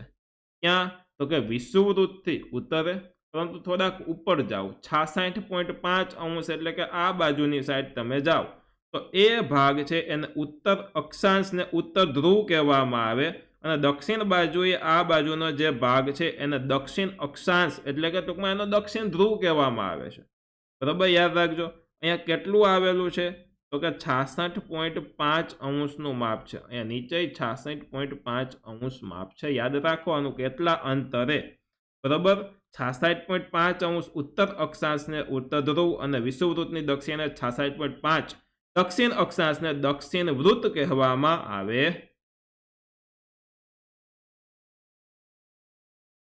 વિષુવવૃત્તની ઉત્તરમાં કર્કવૃત્ત સુધી તેમજ દક્ષિણમાં મકરવૃત્ત સુધી દેખાતી સૂર્યની ગતિને અયન કહેવામાં આવે છે, બરાબર. જો સૂર્યની ગતિ અહીંયા જ લઈ હોય, અહીંયા હોય, બરાબર, અહીંયા કર્કવૃત્ત સુધી, અહીંયા મકરવૃત્ત સુધી જે સૂર્યની ગતિ થાય, બરાબર, એ ગતિને શું કહેવામાં આવે છે? જલ્દી કયો જોઈ, હમણાં જ કીધું, અયન કહેવામાં આવે. શું કહેવામાં આવે? અયન કહેવામાં આવે છે. તેથી આની વચ્ચે વૃત્તોને અયન વૃત્તો કહેવાય છે. એની વચ્ચેના જે વૃત્તો હોય એને અયન વૃત્તો કહેવાય. સૂર્યની આ ગતિને 6 મહિના જેટલો સમય લાગે છે. સૂર્ય અહીંયાથી લઈને અહીંયા પહોંચા હજી ગતિ થાય અને 6 મહિના જેટલો સમય લાગે. અને પૃથ્વી 23.5 ખૂણે નમેલી છે. પૃથ્વી થોડીક આમ નમેલી છે. કેટલી નમેલી છે? અગત્યનું માપ 23.5 ખૂણો નમેલી છે. બરોબર. અને આથી સૂર્યના કિરણો કર્કવૃત અને મકરવૃત વચ્ચે લગભગ સીધા પડે છે. આ કર્કવૃત અને મકરવૃત વચ્ચે લગભગ સીધા પડે છે. 23.5 ખૂણે તે પૃથ્વી વળેલી છે. બરોબર.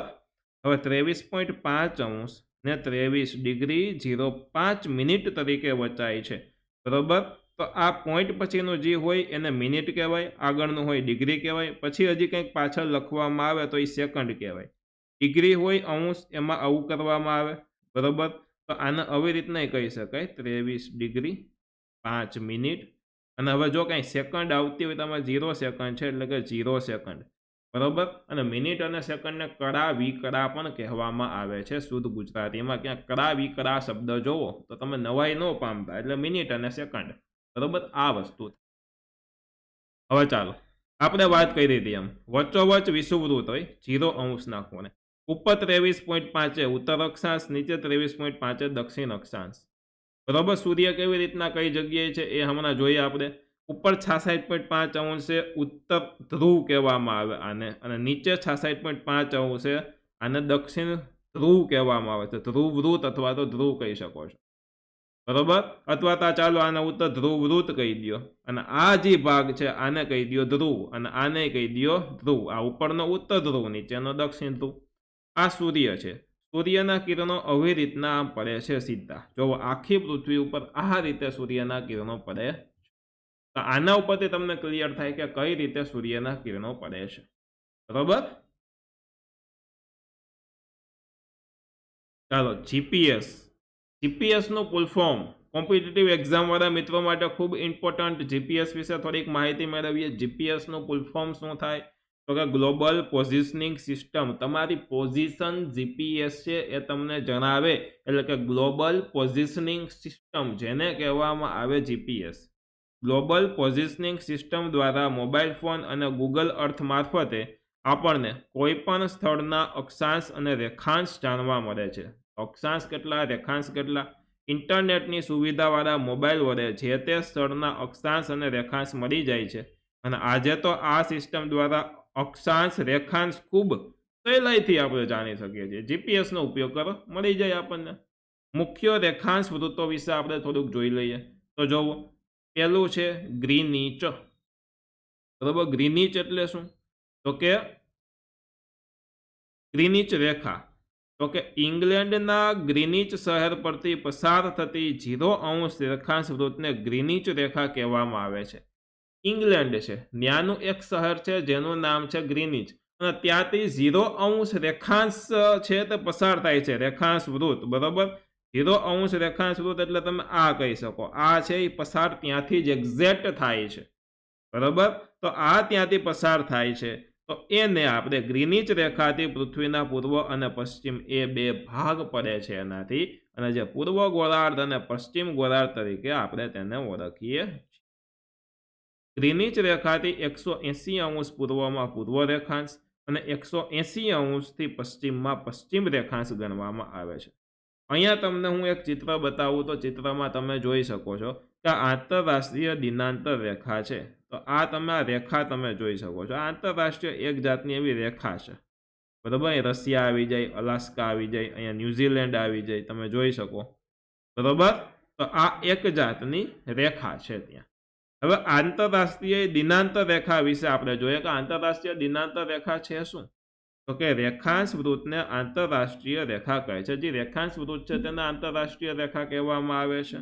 અને આ રેખાંશ વૃત્ત માત્ર એક જ છે, અને આ રેખા ઓળંગતા તારીખ અને વાર બદલાય છે. અહીંયા સોમવાર હોય તો અહીંયા રવિવાર હોય. ખાલી આ રેખાને તમે ઓળંગી જાઓ ને એટલે તારીખ અને વાર ફરી જાય. તો ખાલી એટલી એક નાનકડી રેખા જ, આ બાજુ જો તો સોમવાર છે, આ ડગલું પર હોય એટલે આ બાજુ રવિવાર હોય, અથવા તો અહીંયા રવિવાર છે તો આ બાજુ સોમવાર હોય. બરોબર. એ રીતે તારીખ અને વાર બદલાય છે. બરોબર. પણ આ નાનકડું ડગલું નથી, આમાં મેપમાં નાનકડું લાગે છે. આમ તો મોટો વિસ્તાર હોય એટલે એટલું યાદ રાખજો તમે. ચાલો તે પેસિફિક મહાસાગરમાંથી પસાર થાય છે. પસાર ક્યાંથી થાય? પેસિફિક મહાસાગર. જો આ છે દેશ રશિયા, આ અલાસ્કા.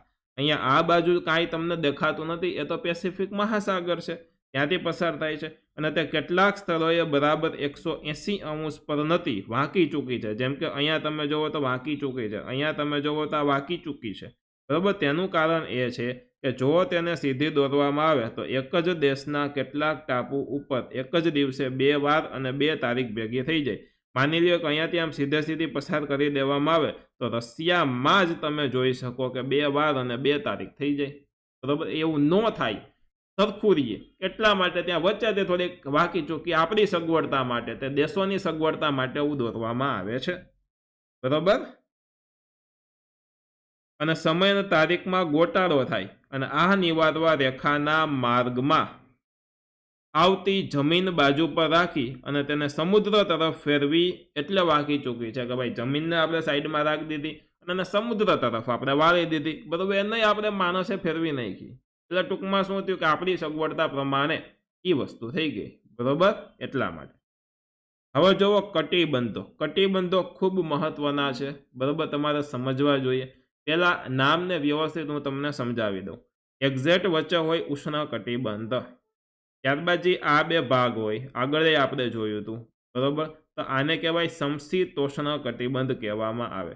ત્યારબાદ આ નીચેના બંને સાઈડના ભાગ હોય એને કહેવામાં આવે શીત કટિબંધ. બરાબર, અને આ વચ્ચેનો જે ભાગ છે એટલો, આને કહેવાય ઉષ્ણ કટિબંધ. બરાબર, આગળ તમે જોયું તેમ કે આમાં આપણે શું કહેતા હતા, તમે જોઈ શકો છો આમાં કે આ જે કર્કવૃત છે, મકરવૃત છે. બરાબર, તો કર્કવૃત અને મકરવૃત છે એને શું કહેવામાં આવે? સમશીતોષ્ણ કટિબંધ કહેવામાં આવે. બરાબર, વચ્ચેનો જે ભાગ છે એને ઉષ્ણ કટિબંધ, અને અહીંયા ઉત્તર ધ્રુવ અને દક્ષિણ ધ્રુવ હતા એને કહેવામાં આવે, ત્યાં આપણે કહેવામાં આવે શીત કટિબંધ. બરાબર, ચાલો બાજુની આકૃતિ પરથી સમજાય છે કે તાપમાન, પ્રકાશ, ગરમી અને ઠંડીના આધારે પૃથ્વી રીતે જુદા જુદા વિભાગોમાં વેચવાઈ જાય છે. આ કેવી રીતના વેચેલું છે? તો કે તાપમાનના આધારે વેચેલું છે, ઠંડી અને ગરમીના આધારે વેચેલું છે. ઉષ્ણ એટલે એકદમ ગરમ, શીત એટલે એકદમ ઠંડુ. આમ તમે યાદ રાખી શકો છો. બરાબર, એટલે તાપમાનના આધારે આપણે વેચેલું છે. ઓકે, તેને કટિબંધો કહીએ છીએ. વધારે ઓછા પ્રકાશ અને ગરમી મેળવતા ભાગો નીચે મુજબના 3 ભાગમાં વેચાઈ જાય છે. અહીંયા તમે જુઓ તો સૌથી ઓછો પ્રકાશ પડતો હોય, એટલા માટે એ પ્રદેશો એકદમ ઠંડા હોય, બરફવાળા હોય, તો તેને આપણે શીત કટિબંધો કહીએ છીએ. જેમ કે ઉત્તર ધ્રુવમાં જાઓ, દક્ષિણ ધ્રુવમાં જાઓ તો એ બાજુના પ્રદેશો ખૂબ ઠંડા. બરોબર, વચ્ચેના ગરમ હોય એટલે ઉષ્ણ કટિબંધ. અહીંયા સમશીતોષ્ણ એટલે કે મીડિયમ વાતાવરણ હોય એટલે. બરોબર, તો કટિબંધના 3 પ્રકાર પડે, એક ઉષ્ણ કટિબંધ, એક સમશીતોષ્ણ કટિબંધ, એક શીત કટિબંધ. શીત એટલે ઠંડુ, ઉષ્ણ એટલે ગરમ, અને સમશીતોષ્ણ એટલે બંનેની વચ્ચેનું. ચાલો પૃથ્વીની ગતિના પ્રકાર જોઈએ આપણે તો બધા ગ્રહોની જેમ પૃથ્વીની પણ ફરવાની 2 પ્રકારની ગતિ છે. કઈ કઈ? તો કે એક પૃથ્વી પોતાની ધરી ઉપર આમ ગોળ ફરે છે, અને બીજું પૃથ્વી સૂર્યની આસપાસ આ રીતના ફરે છે. એટલે આમ ગોળે ફરતો જાય અને ભેગું આ રીતના આમાં ફરતો જાય. માની લ્યો કે આ મારી પાસે અહીંયા પેન્સિલ છે, આ પેન્સિલને હું આમાં ગોળે ફેરવું છું, સાથે સાથે જો આમાં ફેરવું છું તો આ ગોળે ફરે અને ભેગી આ રીતના ફરે. જોયું તમે? તો જો આમ ભેગી આમ પોતામાં આમ ગોળે ફરે જ છે. ચાલો થોડુંક વ્યવસ્થિત, આ બોટલ છે, આ બોટલને હું જોવો ભેગી આમે ફેરવું અને સાથે સાથે આવી રીતના આમે ગોળ ફેરવું છું. જુઓ, તો આ રીતનો જે છે, આ જ રીતને પૃથ્વી ગોળ ફરે છે કે પોતાની ધરી ઉપર પણ ફરે છે અને સાથે સાથે સૂર્યની આસપાસ પણ ફરે છે. ચાલો આગળ જોવો. પહેલું આવે પરિભ્રમણ અને બીજું આવે પરિક્રમણ. પરિભ્રમણ એટલે શું? પરિક્રમણ એટલે શું? ભમરડો પોતાની ધરી પર ફરે તેમ પૃથ્વી પોતાની ધરી પર પશ્ચિમથી પૂર્વ દિશામાં, કઈ દિશામાં ફરે? પશ્ચિમથી પૂર્વ દિશામાં. બરોબર, ફરે છે. અને પૃથ્વીના આ ગોળ ચક્કર લગાવવાની ગતિ દૈનિક ગતિ કહેવાય. દૈનિક એટલે કે એક દિવસમાં એક પરિભ્રમણ અંદાજે પૂરું થઈ જાય. બરોબર, તો આ દૈનિક પરિભ્રમણ કહેવાય છે.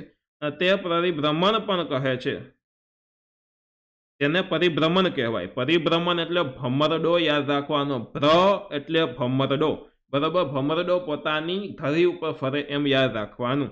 બરોબર, પૃથ્વી વિષુવવૃત્ત પર કલાકના 1670 કિલોમીટરની ઝડપે એક ચક્ર પૂરું કરે છે. કેટલી ઝડપે ફરે છે? 1670 કિલોમીટરની ઝડપે ફરે છે ભાઈ. અને આ ચક્ર પૂર્ણ કરતા 24 કલાક થાય. એક ચક્ર પૂરું કરતા 24 કલાક થાય ખાલી. બરોબર, અને પૃથ્વીનો નારંગી જેવો ગોળ આકાર બનાવવામાં આ ગતિએ મહત્વનો ભાગ ભજવ્યો છે. આ ગતિ એટલી ઝડપથી હતી એટલે જ પૃથ્વીનો ભાગ નારંગી જેવો ગોળ થઈ ગયો. બરોબર, ચપટી થઈ ગઈ. એ આ ગતિને લીધે થઈ ગઈ છે. ચાલો હવે આપણે જોઈએ પરિક્રમણ. પરિક્રમણ એટલે શું? બરોબર, તો કે પૃથ્વી પોતાની ધરી પર ચક્કર લગાવવાની સાથે સાથે સૂર્યની આસપાસ પણ પરિક્રમા કરે, સૂર્યની આસપાસ પણ આંટો મારે, પરિક્રમા કરે છે, જેને આપણે પરિક્રમણ કહેવાય છે. અને આ પરિક્રમા પૂરી કરતા પૃથ્વીને લગભગ 365 દિવસ લાગે. એક્ઝેક્ટલી કહેવા જાય તો 365 દિવસ, બરોબર, અને 6 કલાક જેવો સમય લાગે. હવે માની લો કે આપણે ખાલી 365 દિવસ ગણીએ તો ધીમે ધીમે આ 6 કલાક વધતી જાય, આપણે ગણવાનું રહી જાય. તો એ ગણવાનું ન રહી જાય એટલે આપણે દર 4 વર્ષે એક વર્ષને લીપ વર્ષ કહીએ. લીપ વર્ષમાં વર્ષના 366 દિવસ હોય. ફેબ્રુઆરીમાં જનરલી 28 દિવસ હોય, લીપ વર્ષમાં 29 દિવસ હોય ફેબ્રુઆરીમાં.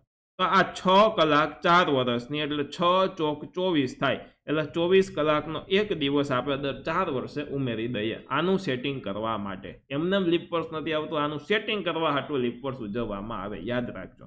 બરોબર, પૃથ્વી પોતાની ધરી પર ચક્કર લગાવવાની સાથે સાથે સૂર્યની આસપાસ પરિક્રમા કરે છે, જેને પરિક્રમણ કહેવાય. અને આ પરિક્રમા પૂરી કરતા, જો પરિક્રમા કરવા જવું છે ત્યાં જુનાગઢની લીલી પરિક્રમા કરવા, ગિરનારની આસપાસ ચક્કર લગાડવાનું છે, તો કોઈની આસપાસ ચક્કર લગાડવાનું હોય એને પરિક્રમણ કહેવાય. અને પરિભ્રમણ, ભ્ર આવે એટલે કે ભમરડો, ભમરડાની જેમ ફરે એમ, એટલે ભ્રમણ અને ક્રમણમાં આડા શબ્દો ન થાય. એટલે આ રીતે તમે યાદ રાખી શકો. પરિક્રમા પૂરી કરતા લગભગ 365 દિવસ લાગે છે. આ સમયગાળાને આપણે 1 વર્ષ કહીએ છીએ. અને અવકાશમાં પૃથ્વીને સૂર્યની આસપાસ ચક્કર લગાવવાનો એક કાલ્પનિક માર્ગ નક્કી થયેલો છે. કાલ્પનિક એટલે કે આપણે કલ્પેલો, બરોબર, કે ભાઈ ન્યાથી જ ઈ ફરે અને ન્યાથી જ ઈ ફરવાની છે. એક માર્ગ એનો નક્કી કરેલો છે, કોઈ રસ્તો બનાવેલો નથી, પણ ઈ જ જગ્યાએથી પ્રવેશતો હોય છે. એવી કાલ્પનિક આપણે મનમાં રેખા દોરી લીધી હોય, બરોબર, જ્યાંથી ફરી હોય ત્યાંથી, અને કાલ્પનિક માર્ગ કહેવાય. બરોબર, જે કક્ષા તરીકે ઓળખાય છે. કક્ષા એટલે કે ઓર્બિટ. અવકાશની અંદર કોઈ પણ ગ્રહ હોય, કોઈ પણ આપણા સેટેલાઇટ હોય, એનો જે રસ્તો હોય, એનો જે માર્ગ હોય, એને કક્ષા એટલે કે ઓર્બિટ કહેવામાં આવે છે, યાદ રાખજો. આ સાથે પૃથ્વી વર્તુળાકાર નહીં પરંતુ લંબ ગોળાકાર કક્ષામાં ફરે છે. વર્ષભર પૃથ્વી અને સૂર્ય વચ્ચેનું અંતર સરખું હોતું નથી. પૃથ્વી પોતાની ધરી પર 23.5 અને કક્ષા સાથે 66.5 ખૂણો બનાવીને ફરે છે. અને પૃથ્વી આ ધરી ભ્રમણના કારણે ઋતુઓ થાય છે. જો આ ધરી ભ્રમણ છે એટલે ઋતુઓ થાય છે. સૂર્ય અને પૃથ્વીનું અંતર આખા વર્ષ દરમિયાન વ્યવસ્થિત એટલે કે એક્ઝેક્ટ સરખું હોતું નથી. ઉનાળામાં સૂર્ય, બરોબર, એ પૃથ્વીને થોડીક વધારે નજીક હોય એટલે આપણે અહીંયા ગરમી થાય, બરોબર, શિયાળામાં થોડોક દૂર હોય એટલે અહીંયા ઠંડી થાય, બરોબર. આ રીતે તમે યાદ રાખી શકો છો. એટલે ઓછો પ્રકાશ પહોંચે એટલે થોડુંક ઠંડુ વાતાવરણ થાય, બરોબર. અને આ ધરી ભ્રમણ ને કારણે જ ઋતુઓ થાય છે. અને રાત દિવસ લાંબા ટૂંકા એના લીધે જ થાય છે. હવે સાથે સાથે એક અગત્યની વસ્તુ, દિવસ રાત જોઈએ. પૃથ્વીની દૈનિક ગતિને લીધે પૃથ્વી પોતે પોતાની ધરી ઉપર ફરે છે, બરોબર. આમ પોતાની ધરી ઉપર ફરે છે. સૂર્ય તો એક જ જગ્યાએ છે. માની લો કે અહીંયા સૂર્ય છે, અહીંયા પૃથ્વી છે, બરોબર. તો પૃથ્વી પોતાની ધરી ઉપર ફરે. તો જો હું તમને એક પ્રયોગ કરીને દર્શાવું. આ સૂર્ય ગણી લ્યો, આને આ પૃથ્વી ગણી લ્યો. આ પૃથ્વી એની ધરી ઉપર આમ ગોળ ગોળ ફરે છે. આ સૂર્ય છે, આ બાજુના જો આ ડોટ છે, બરોબર, તમને દેખાતો હોય તો આ ભાગને આમ સૂર્ય દેખાય તો અહીંયા દિવસ છે. પરંતુ સાથે સાથે આ બાજુનો ભાગ, પાછળનો ભાગ છે, એને સૂર્ય દેખાતો નથી આમાં. ત્યાં રાત હોય, ધીમે ધીમે ફરે. તો હવે આ ભાગ છે, આ ભાગને આમ સૂર્ય વિઝિબલ થાય, પરંતુ આની પાછળનો ભાગ છે અને સૂર્ય વિઝિબલ નથી એટલે કે દેખાતો નથી. તો ત્યાં રાત છે ને આ બાજુ દિવસ થઈ ગયો. તો એ રીતના દિવસ રાત થાય છે અને પૃથ્વી ઉપર બધી જ જગ્યાએ એક સાથે દિવસ ને એક સાથે રાત નથી થતું, બરોબર. અહીંયા આપણે ઇન્ડિયામાં દિવસ હોય તો ક્યાંક ફોરેનમાં રાત હોય, બરોબર. તો આ વસ્તુ તમને ખ્યાલ છે એટલા માટે. પૃથ્વી પોતાની ધરી પર નમેલી અને ગોળ હોવાથી અડધા ભાગમાં જ સૂર્યનો પ્રકાશ પડે છે અને અડધા ભાગ પર અંધારું રહે છે. એક સરસ આકૃતિ મનમાં આવી તો આપણે દોરી લઈએ. આ સૂર્ય છે, આ સૂર્ય છે અને આ પૃથ્વી છે, માની લ્યો, બરોબર. તો જુઓ, આ સૂર્યનો પ્રકાશ આમ અડધા ભાગમાં જ પડે. આ પાછળનો જે આટલો આ અડધો ભાગ છે, આ બાજુનો ત્યાં તો અંધારો છે, ત્યાં પ્રકાશ પડતો નથી. તો અહીંયા દિવસ હોય, અહીંયા એક્ઝેક્ટ દિવસ હોય, અહીંયા થોડીક બપોર, અહીંયા ટૂંકમાં સવાર થતો હોય અથવા તો સાંજ થતી હોય, એવી રીતનો ભાગ હોય, બરોબર. આ બાજુ અંધારું હોય. પછી માની લ્યો પૃથ્વી થોડીક ફરી જાય તો આ ભાગ આ બાજુ આવી જાય, આ ભાગ પાછળની બાજુ આવી જાય, તો ત્યાં એ પ્રમાણે દિવસ રાત થઈ જતો હોય છે. ડન છે? આટલું સમજાઈ ગયું? હવે મને નથી લાગતું કે કોઈને કોઈ જાતનો ડાઉટ હોય. ચાલો, પૃથ્વી ફરતી ન હોત તો એક જ તરફ અજવાળું અને બીજી તરફ અંધારું જ રહે, જો પૃથ્વી ફરતી ન હોત તો. પણ તેમ બનતું નથી. આમ પૃથ્વીનું દરેક સ્થળ 24 કલાકમાં અંજવાળામાંથી અંધારામાં અને અંધારામાંથી પાછું અંજવાળામાં આવે છે. તેનાથી પૃથ્વીના દરેક સ્થળે સવાર, બપોર અને સાંજ થાય છે અને પૃથ્વીના ધરી નમનના લીધે દિવસ રાતમાં લંબાઈમાં ફેરફાર થાય છે. ધરી ભ્રમણ એટલે કે આમ સીધી નથી, પૃથ્વી થોડીક આમ વાંકી છે એટલે દિવસ રાતની લંબાઈમાં થોડોક ફેરફાર જોવા મળે છે. તો તમે જોઈ શકો કે અહીંયા સૂર્યના પ્રકાશ અડધા ભાગ ઉપર પડે છે, ત્યાં દિવસ છે, બીજા અડધા ભાગ તરફ અહીંયા રાત છે. પાછો આમ સૂર્ય આ પૃથ્વી છે એ ફરે, ગોળ ફરે, એટલે આ ભાગમાં પછી દિવસ થઈ જાય ને આ ભાગમાં રાત થઈ જાય, એવી રીતે, બરોબર. હવે અમુક તારીખો છે, તે તારીખો ખાસ તમારે યાદ રાખવી જોઈએ. તો જુઓ, 21મી જૂને કર્કવૃત અને 22મી ડિસેમ્બરે મકરવૃત પર સૂર્યના કિરણો બરાબર સીધા પડે છે. 21મી જૂને કર્કવૃતમાં, 22મી ડિસેમ્બરે મકરવૃતમાં, યાદ રાખવાનું, બરોબર. સીધા સૂર્યના કિરણો બરાબર પડે છે અને જ્યાં સૂર્યના કિરણો સીધા પડે ત્યાં અને તેની નજીકના વિસ્તારોમાં દિવસ લાંબા અને રાત ટૂંકી રહે છે. કે ભાઈ ત્યાં દિવસ લાંબો અને રાત ટૂંકી રહે. જ્યાં સૂર્યના કિરણો ત્રાંસા પડે છે ત્યાં દિવસ ટૂંકો અને રાત લાંબી. જ્યાં ત્રાંસા સૂર્યના કિરણો પડે ત્યાં દિવસ ટૂંકો હોય ને રાત લાંબી હોય છે. જ્યારે 21 માર્ચ 23 સપ્ટેમ્બર માસમાં રાત અને દિવસ સરખા હોય છે. આ 21 માર્ચ અને 23 સપ્ટેમ્બર હોય ત્યારે રાત અને દિવસ બે સરખી હોય, બરોબર. એટલે બંને 12 કલાકની હોય, એમ તમે યાદ રાખી શકો છો. હવે અહીંયા તમે જુઓ, આ સૂર્ય છે, આ મહિનાઓમાં પૃથ્વી કેવી રીતના ગોળ ફરેલી હોય એ દર્શાવે છે આમાં, અને ખાસ સમજવા જેવી છે. સૌથી ટૂંકામાં ટૂંકો દિવસ કયો હોય? તો કે 22 ડિસેમ્બરે સૌથી ટૂંકામાં ટૂંકો દિવસ હોય, બરોબર. અથવા તો ઉત્તરાયણનો ભાગ તમે લઈ લ્યો, ત્યારે આમ જોવા જાવ તો ટૂંકો જ હોય દિવસ. તો આ બાજુ છે એ ડિસેમ્બર મહિનો છે, બરોબર, ત્યારે ઠંડીનો ભાગ હોય. સૌથી લાંબામાં લાંબો દિવસ ક્યારે હોય? લાંબામાં લાંબો દિવસ ઉનાળામાં લાંબા દિવસ હોય તો 21મી જૂને. તો આ બાજુનો ભાગ છે એ 21મી જૂન દર્શાવે છે, બરોબર. હવે 21 માર્ચ દિવસ રાત સરખા હોય, આ બાજુનો ભાગ, અને આ બાજુનો ભાગ 23 સપ્ટેમ્બર, ત્યારે પણ દિવસ રાત કેવા હોય? સરખા હોય છે, બરોબર. તો આ અલગ અલગ આપણને વસ્તુ દર્શાવી. ટૂંકમાં યાદ રાખવાની સિમ્પલ વાત એટલી છે, બહુ કંઈ કોમ્પ્લિકેટેડ તમારે ન કરવું હોય તો સિમ્પલ તમારે એટલું યાદ રાખવાનું છે. 22 ડિસેમ્બરે ટૂંકો દિવસ, સૌથી ટૂંકો દિવસ 22 ડિસેમ્બર.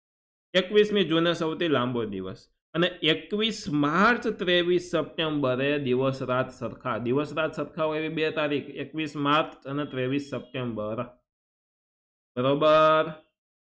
ડન. વધી આગળ. ચાલો,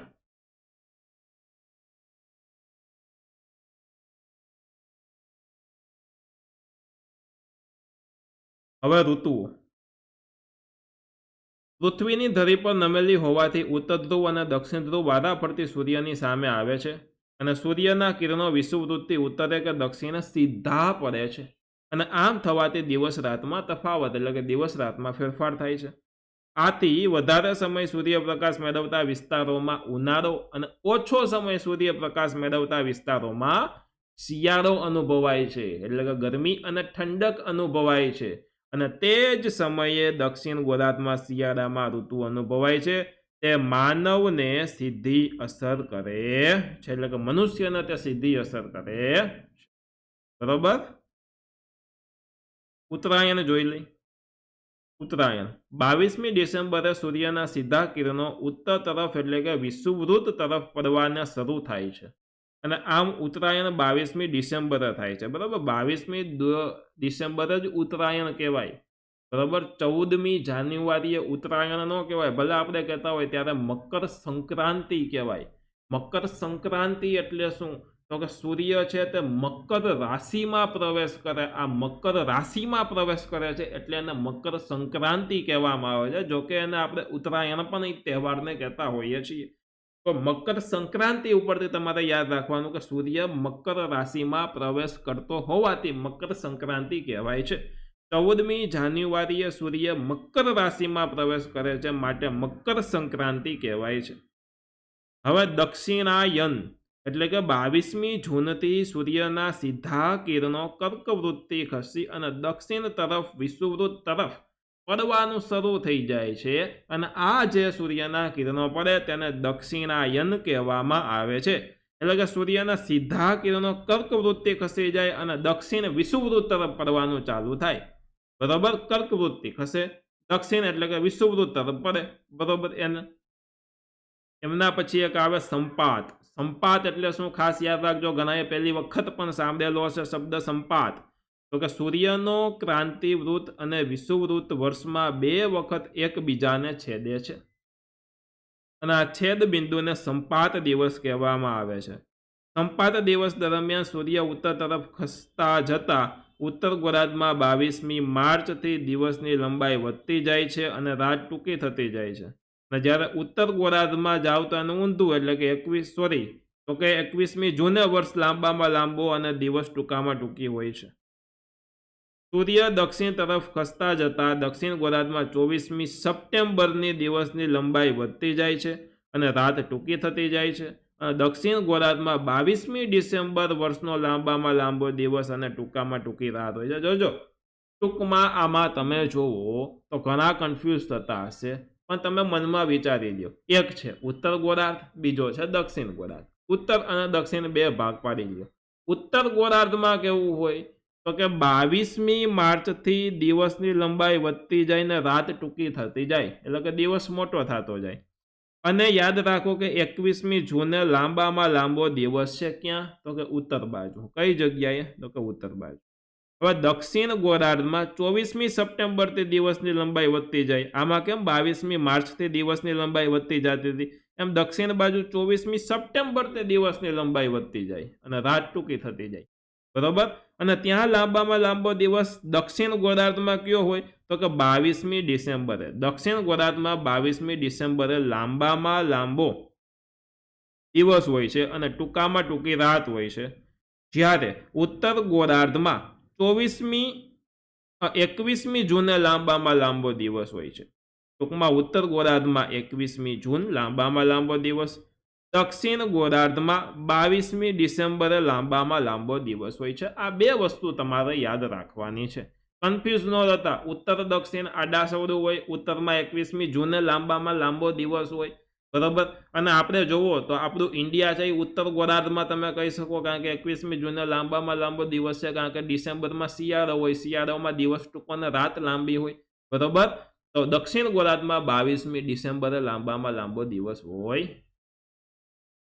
ડન? એટલું સમજાઈ ગયું? ચાલો.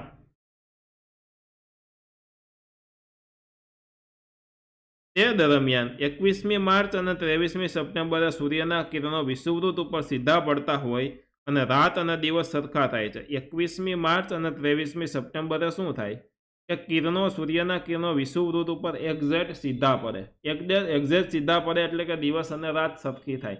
અને આ દિવસ અને રાત સરખી થાય એટલા માટે તેને વિષુવદિન તરીકે ઓળખાય છે.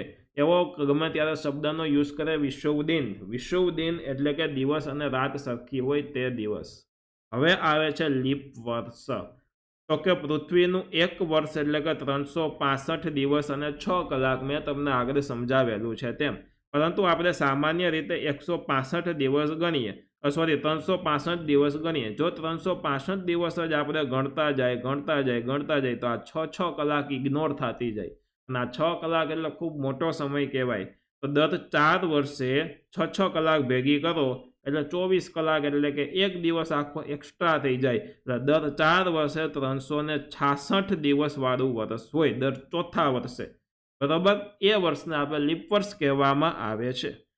એટલે કે પૃથ્વીનું એક વર્ષ એટલે કે 365 દિવસ અને 6 કલાક, પણ ચોથા ભાગના દિવસની ગણતરી કરવાનું અવગણ ભરેલું હોવાથી 365 દિવસ વર્ષ પૂરું કરીએ છીએ. બાકી બચેલા 6 કલાક દર 4 વર્ષે ફેબ્રુઆરી મહિનામાં એક દિવસ વધારીએ એટલે કે 28 દિવસને બદલે ત્યારે 29 દિવસ કરી અને સરભર કરી દઈએ છીએ આપણે, અને તે વર્ષને આપણે લીપ વર્ષ કહીએ છીએ. બીજી વસ્તુ કે સૌથી પહેલું લીપ વર્ષ હતું એ ચોથું હતું, ચોથા નંબરનું, પછી 8મા નંબરનું હતું, પછી 12મા નંબરનું, એટલે કે આ 4ના ઘડિયાવાળું જે વર્ષ હોય એને લીપ વર્ષ કહેવાય, બરાબર. ટૂંકમાં મારે તમને કહેવું હોય તો તમે કોઈ પણ વર્ષને 4 સાથે નિશેષ ભાગી શકો તેને લીપ વર્ષ કહેવાય.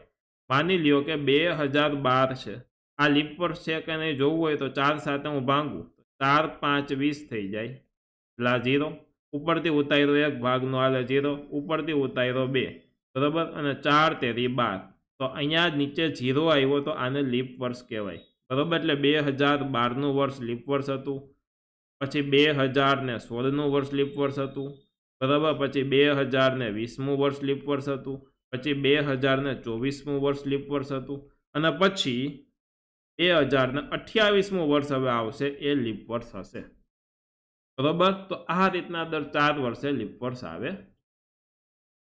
હવે દોસ્તો તમે સાંભળ્યું હોય ગ્રહણ, કે ભાઈ સૂર્ય ગ્રહણ છે, ચંદ્ર ગ્રહણ છે, ઘરની બહાર ન નીકળતા, બરાબર, ભારે દિવસો કહેવાય, એવું બધું તમે સાંભળ્યું હોય, બરાબર. તો ગ્રહણ એટલે શું? ભારે હોય દિવસ, હલકો હોય, એ કાંઈ બહુ આપણે પડવું નથી. એમાં આપણે જોઈએ આ ગ્રહણ થાય કેવી રીતે, ગ્રહણ શું છે, સૂર્ય ગ્રહણ એટલે શું, ચંદ્ર ગ્રહણ એટલે શું, આટલી વસ્તુ આપણે જોઈએ. તો એક વસ્તુ તમને ખ્યાલ છે કે આકાશની અંદર જોવા જાવ, એક સૂર્ય છે, એક પૃથ્વી છે, અને આ પૃથ્વીની આજુબાજુ એક ચંદ્ર છે, આવી રીતના ગોળ ચક્કર લગાડે છે, હા કે ના? હવે માની લ્યો કે આ સૂર્ય છે, આ પૃથ્વી છે, અને અહીંયા વચ્ચોવચ્ચ ચંદ્ર આ બાજુ આવી જાય, તો આ સૂર્યના કિરણો આ બાજુ આવે તો અહીંયા આટલા ભાગમાં સૂર્યના કિરણો પહોંચતા નથી, કારણ કે વચ્ચે આ ચંદ્ર આવી ગયો, હા કે ના? બરાબર. તો આ ચંદ્ર આવી જાય ત્યારે એક ગ્રહણ થાય. આમાં આપણને સૂર્ય અને ચંદ્ર તરફથી પ્રકાશ મળે છે. સૂર્ય સ્વયં પ્રકાશિત છે, તે ધગધગતો ગોળો છે, ચંદ્ર પર પ્રકાશિત છે, તે સૂર્યના પ્રકાશથી પ્રકાશિત થાય છે. આપણને ખબર છે સૂર્યને પોતાનો પ્રકાશ છે, ચંદ્રને પોતાનો પ્રકાશ નથી, ચંદ્ર સૂર્યના પ્રકાશથી ચમકે છે. જુદા જુદા દિવસે પૃથ્વી તરફ પ્રકાશિત ભાગ દેખાય છે, અને કોઈ કારણથી સૂર્યનો અમુક ભાગ દેખાતો બંધ થાય, તેમજ પૂર્ણ ચંદ્રનો અમુક ભાગ ન દેખાય, કે ક્યારેક આખે આખો ચંદ્ર દેખાતો બંધ થાય, ત્યારે ગ્રહણ જેવું ગ્રહણ થયું એમ કહેવાય છે. તો સૌથી પહેલા જોઈએ સૂર્યગ્રહણ. સૂર્યગ્રહણમાં મેં તમને સમજાવ્યું હતું એમ કે આ સૂર્ય અને પૃથ્વીની વચ્ચે ચંદ્ર આવી ગયો, સૂર્યના પ્રકાશના કિરણો આ રીતે પડે છે, આ રીતે પડે છે, તો આટલા ભાગમાં સૂર્યના પ્રકાશના કિરણો આમાં પડતા નથી. તો એટલા ભાગમાં સૂર્યનો પ્રકાશ ત્યાં ન પડે તો એને આપણે કહીએ છીએ સૂર્યગ્રહણ. એમાં સૂર્યના કિરણો ત્યાં પહોંચતા નથી, વચ્ચે ચંદ્ર આવી ગયો છે એટલે. ચંદ્ર પૃથ્વીથી વધુ નજીક છે, તે પૃથ્વીની આસપાસ ફરે છે, ક્યારેક તે ફરતી વખતે સૂર્ય અને પૃથ્વીની વચ્ચે આવી જાય છે, અને આ વખતે ચંદ્રના અંતરાયથી સૂર્ય દેખાતો બંધ થઈ જાય છે, અને આ ઘટનાને આપણે સૂર્યગ્રહણ કહીએ છીએ. અને ચંદ્ર છે તે સૂર્ય કરતાં નાનો હોવાથી તે સૂર્યને સંપૂર્ણ ઢાંકી શકતો નથી, આખો ન ઢાંકી દે, પરંતુ આવું થાય. જો આ સૂર્ય આપણે આખો જોઈ શકીએ છીએ, પરંતુ આ વચ્ચે થોડોક ભાગ છે કે જોઈ ન શકીએ, ખાલી એટલો જ ભાગ આપણને દેખાય, અને વચ્ચે કાળો કાળો ભાગ દેખાય, બરાબર. તો એને આપણે સૂર્યગ્રહણ કહેતા હોઈએ છીએ. અને આ કારણે આખી દુનિયામાં સૂર્યગ્રહણ એક સાથે જોઈ શકાતું નથી. સૂર્યગ્રહણ અમાસે થાય છે, પરંતુ દર અમાસે આ ઘટના બનતી નથી. સૂર્યગ્રહણ મોટા ભાગે થાય ક્યારે? અમાસે થાય. બરોબર, પરંતુ બધી અમાસે સૂર્યગ્રહણ હોય એ જરૂરી નથી, યાદ રાખજો. સૂર્યગ્રહણ અમાસે થાય તો બધી અમાસે સૂર્યગ્રહણ હોય નહીં. એવી જ રીતના ચંદ્રગ્રહણમાં જોવો જોઈએ. ચંદ્રગ્રહણમાં શું હોય તો કે ચંદ્રને સૂર્ય તરફથી પ્રકાશ મળે છે. ચંદ્ર આપણને ખબર છે કે સૂર્યના પ્રકાશથી પ્રકાશિત થાય, ઓકે, ખબર છે આપણને, બરોબર. તેથી ચંદ્ર તરફ જતા સૂર્યના કિરણો વચ્ચે પૃથ્વીનો અવરોધ એટલે કે ચંદ્રના એટલા ભાગમાં અંધકાર રહે છે અને ટૂંકમાં પૃથ્વીનો એટલો ભાગનો પડછાયો ચંદ્ર પર પડે છે. ચંદ્રનો આ ભાગ આપણને દેખાય નહીં, તેને ચંદ્રગ્રહણ કહેવાય. ને આવી ઘટના પૂનમની રાતે જ થાય છે, પરંતુ દર પૂનમે આવી ઘટના બનતી નથી. ખાસ યાદ રાખજો. સૂર્યગ્રહણ ક્યારે થાય? અમાસે થાય. ચંદ્રગ્રહણ ક્યારે થાય? પૂનમે થાય. ચંદ્રગ્રહણમાં શું હોય કે પૂનમની રાત્રે ચંદ્ર આપણને આખો દેખાવો જોઈએ. પણ માની લ્યો કે ચંદ્ર છે એ સૂર્યના પ્રકાશથી જ ચમકે છે, પરંતુ ચંદ્ર અને સૂર્યની વચ્ચે જો આપણે આવી જાય તો ચંદ્ર ઉપર આ સૂર્યનો પ્રકાશ પડવાનો બંધ થઈ જાય કે નહીં? તો કે હા, બંધ થઈ જાય. તો પૂનમની રાતે આપણને ચંદ્ર આખો દેખાવાનો બદલે દેખાતો નથી, કારણ કે ત્યાં વચ્ચે પૃથ્વીનો પડછાયો એના ઉપર આવી જાય છે. થોડો ઘણો ભાગ આ રીતના પડે, પરંતુ એમાં પડછાયો એક દેખાય, એ પડછાયો પૃથ્વીનો હોય છે અને આ પૃથ્વી વચ્ચે આવી જાય છે. એટલા માટે જ આપણને ચંદ્રમાં પૃથ્વીનો પડછાયો એટલે કે ટૂંકમાં એક કાળો ભાગ જોવા મળે અને એમાં ટૂંકમાં ચંદ્રમાં પ્રકાશ પૂરેપૂરો પહોંચતો નથી. આને ચંદ્રગ્રહણ કહેવાય. પૂનમે ખરેખર ચંદ્ર આખો દેખાવો જોઈતો હતો, પરંતુ વચ્ચે પૃથ્વી આવી ગઈ એટલે સૂર્યનો પ્રકાશ એમાં પડતો નથી. એટલા માટે ચંદ્ર આપણને ત્યારે દેખાતો નથી. સોરી દોસ્તો, બરોબર. તો આને કહેવાય ચંદ્રગ્રહણ. સૂર્યગ્રહણ ક્યારે થાય? અમાસના દિવસે થાય. ચંદ્રગ્રહણ ક્યારે થાય? તો કે પૂનમના દિવસે થાય, બરોબર. દરેક પૂનમે ચંદ્રગ્રહણ થાય જરૂરી નથી, દરેક અમાસે સૂર્યગ્રહણ થાય એ પણ જરૂરી નથી. સૂર્યગ્રહણમાં સૂર્ય અને પૃથ્વીની વચ્ચે ચંદ્ર આવે અને જ્યારે ચંદ્રગ્રહણમાં સૂર્ય અને ચંદ્રની વચ્ચે પૃથ્વી આવી જાય, બરોબર. તો આટલી વસ્તુ તમારે યાદ રાખવાની. તો દોસ્તો, આની સાથે સાથે આપણું આ આખો પાઠ છે પૂરો થાય છે. આશા રાખું છું કે આમાં ઘણી વસ્તુ તમને સમજવા મળી છે, શીખવા મળી છે. થોડા ઘણા કન્ફ્યુઝન રહી ગયા હોય તો તમે ફરી પાછો રિપીટ કરીને આ વિડીયો જોઈ શકો છો, બરોબર. તો આ વિડીયોમાં આપણે આટલું જ રાખીએ છીએ. આશા રાખું છું કે મેં તમને ઘણું બધું વ્યવસ્થિત રીતના આખો પાઠ તમને સમજાવી દીધો છે. તમે ધોરણ 6માં ભણો છો તો પણ તમારો પ્રશ્ન જવાબ વાંચો તો તમને યાદ રહી જશે. સ્પર્ધાત્મક પરીક્ષામાં ભણતા હોય તો તમારે ડાયરેક્ટ હવે ક્વેશ્ચન આન્સર તરફ જમ્પ કરી દેવાનું છે, બરોબર. તો તમને આવડી જશે, એમાં કોઈ ટેન્શન જેવું છે નહીં. મળીએ છીએ નેક્સ્ટ વિડીયોમાં. ત્યાં સુધીમાં તમારા વિડીયોને લાઇક, શેર અને ચેનલને સબસ્ક્રાઇબ કરી દેવાનો છે, બરાબર. આટલું ફ્રી કન્ટેન્ટ આવું સરસ મજાનું તમને પ્રોવાઈડ કરું છું તો થોડુંક સરાહો તમે લાઇક કરીને, બરાબર. અને હા દોસ્તો, સાથે સાથે તમને મારે એ કહેવાનું છે કે જો તમારે ધોરણ 6 વિષય સામાજિક વિજ્ઞાનનો કોર્સ ખરીદવો હોય તો વામજા એજ્યુકેશન એપ્લિકેશનમાં અવેલેબલ છે માત્ર 190 રૂપિયામાં. તો ચોક્કસથી તમે આ કોર્સ છે તે પરચેસ કરી શકો છો. મળીએ છીએ નેક્સ્ટ વિડીયોમાં. ધન્યવાદ.